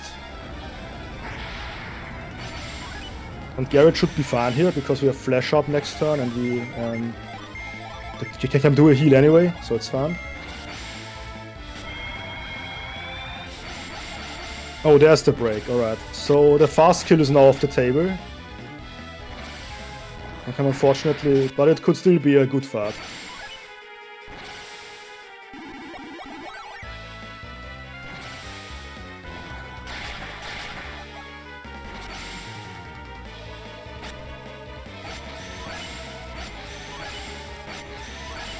Oh man, Fusion Dragon is such a cool fight. It is, yeah. And also a banger of a theme there. Right, because I'm running TLA, I will probably step away just to kind of prepare myself just a little bit after, probably after Saturis and Minardi go down for blue, just so I can take time to focus. So I'll let you see it out when I'm done doing it. But yeah. All in all, though, it's been a pretty good race. Bowie. Excuse me, mate. Like, just focus on your run, yeah. Just focus on Dexa, you have to play a game soon. Yeah. Focus, mate. I'm ready. That's Plexa. He's running TLA for Chronicles team. Blues is just making it a bit competitive, so when I slam out my run, it just feels even better. Yeah, you have to make up quite a bit of time, it seems. Because I'm pretty sure this is a done deal now for Chronicle, for the kill. It's not the fast kill, but I'm pretty sure there's nothing. Don't say that in the future. Don't say that. Alright. I'm not saying it, even though I said it. Ivan? Yeah, but that's fine. You can kill with Ramses, so. Like, even if he dies, it's fine. Do you not see the spooky friend on Isaac? Alright, never mind. Maybe we have a problem. I jinxed it. And if you die now, that's on me. I won't be able to talk about Shining Force references. I can still kill with Ramses, so it should be fine. I won't be able to talk about Shining Force references when I'm doing my run, so I'm going to do it now. Fusion Dragon has a move called Evil Blessing, right? Or it's meant to be Breath, right? But Blessing, which is the kind of like scary evil move. Doom Dragon has his own unique breath called Dark Soul's Gasp, which is a reference to Dark Soul from the Shining series. So I just wanted to get that out there. Camelot, I love you. Make more Shining Force. But yeah. I'm not a fanboy, I swear. Yeah, not at all. It's not like you do become like a full month of Camelot games, right? That never happened. Never played just Camelot. I'm just gonna make sure and do a judgment. This guy. I mean, I did the same in the GDQ race. Ramses, I'm like 99% sure Ramses kills. If you're not 100% sure, you just go for the judgment. I may as well just go for the judgment. I did the same at the GDQ race, and I'm glad I did. There we go. There we go. GG, Chronicle. GG. So obviously Plex is not going to start just yet. We're going to wait until the final text box when the actual final time is brought up, which is when Jenna says, when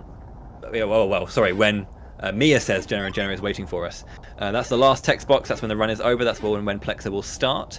So it would be kind of cool if we knew exactly when to start the timer or like to start the run, so we could do them almost chronologically. But that'd be. What was my time there, by the way?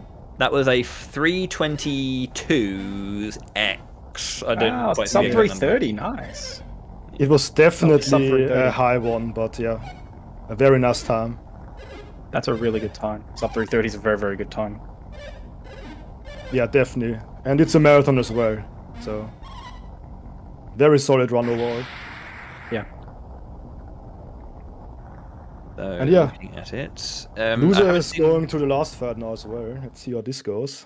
Yeah, I haven't seen too much I haven't seen anything really, really scary on his side just yet, but I might have missed something on the first couple of turns. I was paying attention a bit to the Venus 2, and it was like average, like it's not good, not bad for Blueser. Turn 1 seemed fine. We're on to turn 2. Well, on to turn 3 now. So this should be. He didn't get a break, so he's going to be focusing that second judgment onto Saturos. By the way, on the left-hand side, we've got Sheba, which is the character that's going to be quite important soon. About to fall off the Venus lighthouse, and Felix is like, "Nah, I'm not going to let you go," because Felix is a hero. Also, note he's got a green cape now. He gets a blue one in TLA. Yeah, the blue one is better because it's the better game as well. So it makes him stand out more on the world map. So they had to change it now that he was a playable character. They needed to make it a bit more bold, a sprite, because he's all very green and brown in this game. But he looks like a 2009 game, just PS3 for days. Jesus, grey and brown goodness for 5 years of our lives. What an era of video games.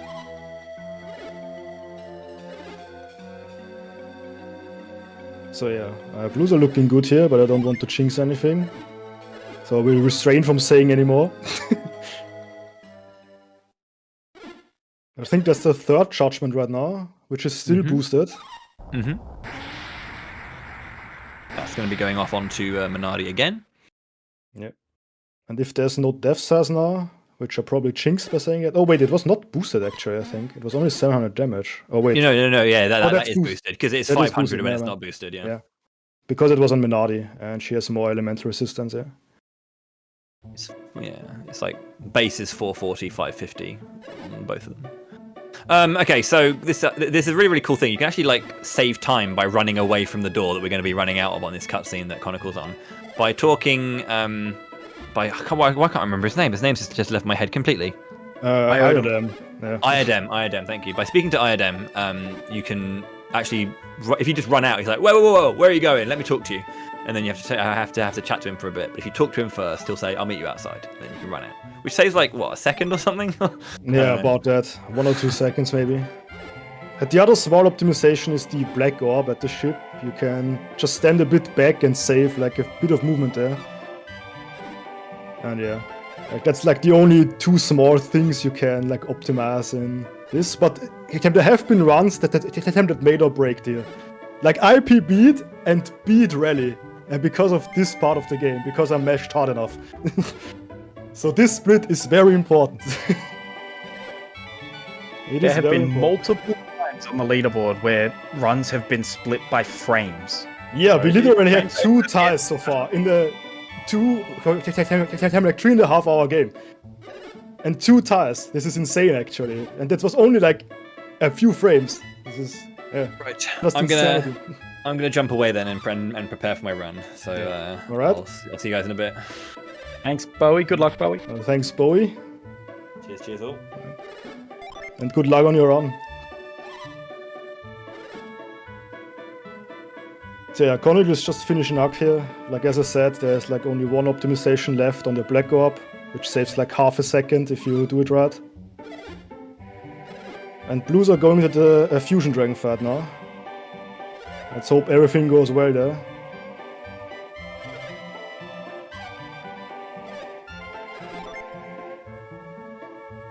But I didn't see if he got a flint kill there on the Saturos Minardi fight. I wasn't paying attention.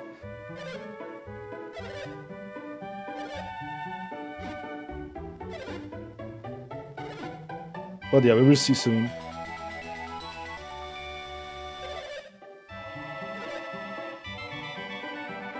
Commentating for TLA's Blueser and Critical Sid.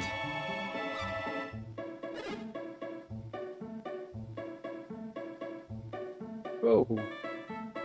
Finally going in here. Talking to the guard. A little bit of late RNG manipulation. Oh yes, I see. To get a better menu there and find the black orb. Exactly. There we go.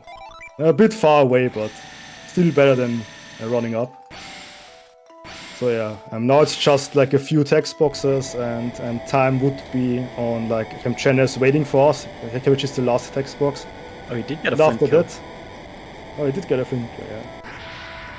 And then we go right into TLA with Plexer. So no pause or anything, we will just jump right into TLA after this. Oh, Cybele. Oh, why is he using Cyber? Oh, he must have done Flash and Mars killed before Flint. Oh, that's, yeah. Alright, so the fast kill is also dead for Blueser then. Yeah, everyone's done that a few times. Yeah. I mean, it's still not the worst, to just add 2 extra turns, but it's not over. It's just slower. Ooh, there's an outer space. The time is when the last text box clears, which is now. That's yeah, time. that is waiting for us. That's very nicely timed. Alright, GG's, Conical. A very solid time for a race there. Yeah, that's pretty good. Thanks, guys. Thanks, Blueser. Sorry, Saturos was a pain. That was really the difference in the end. But that happens.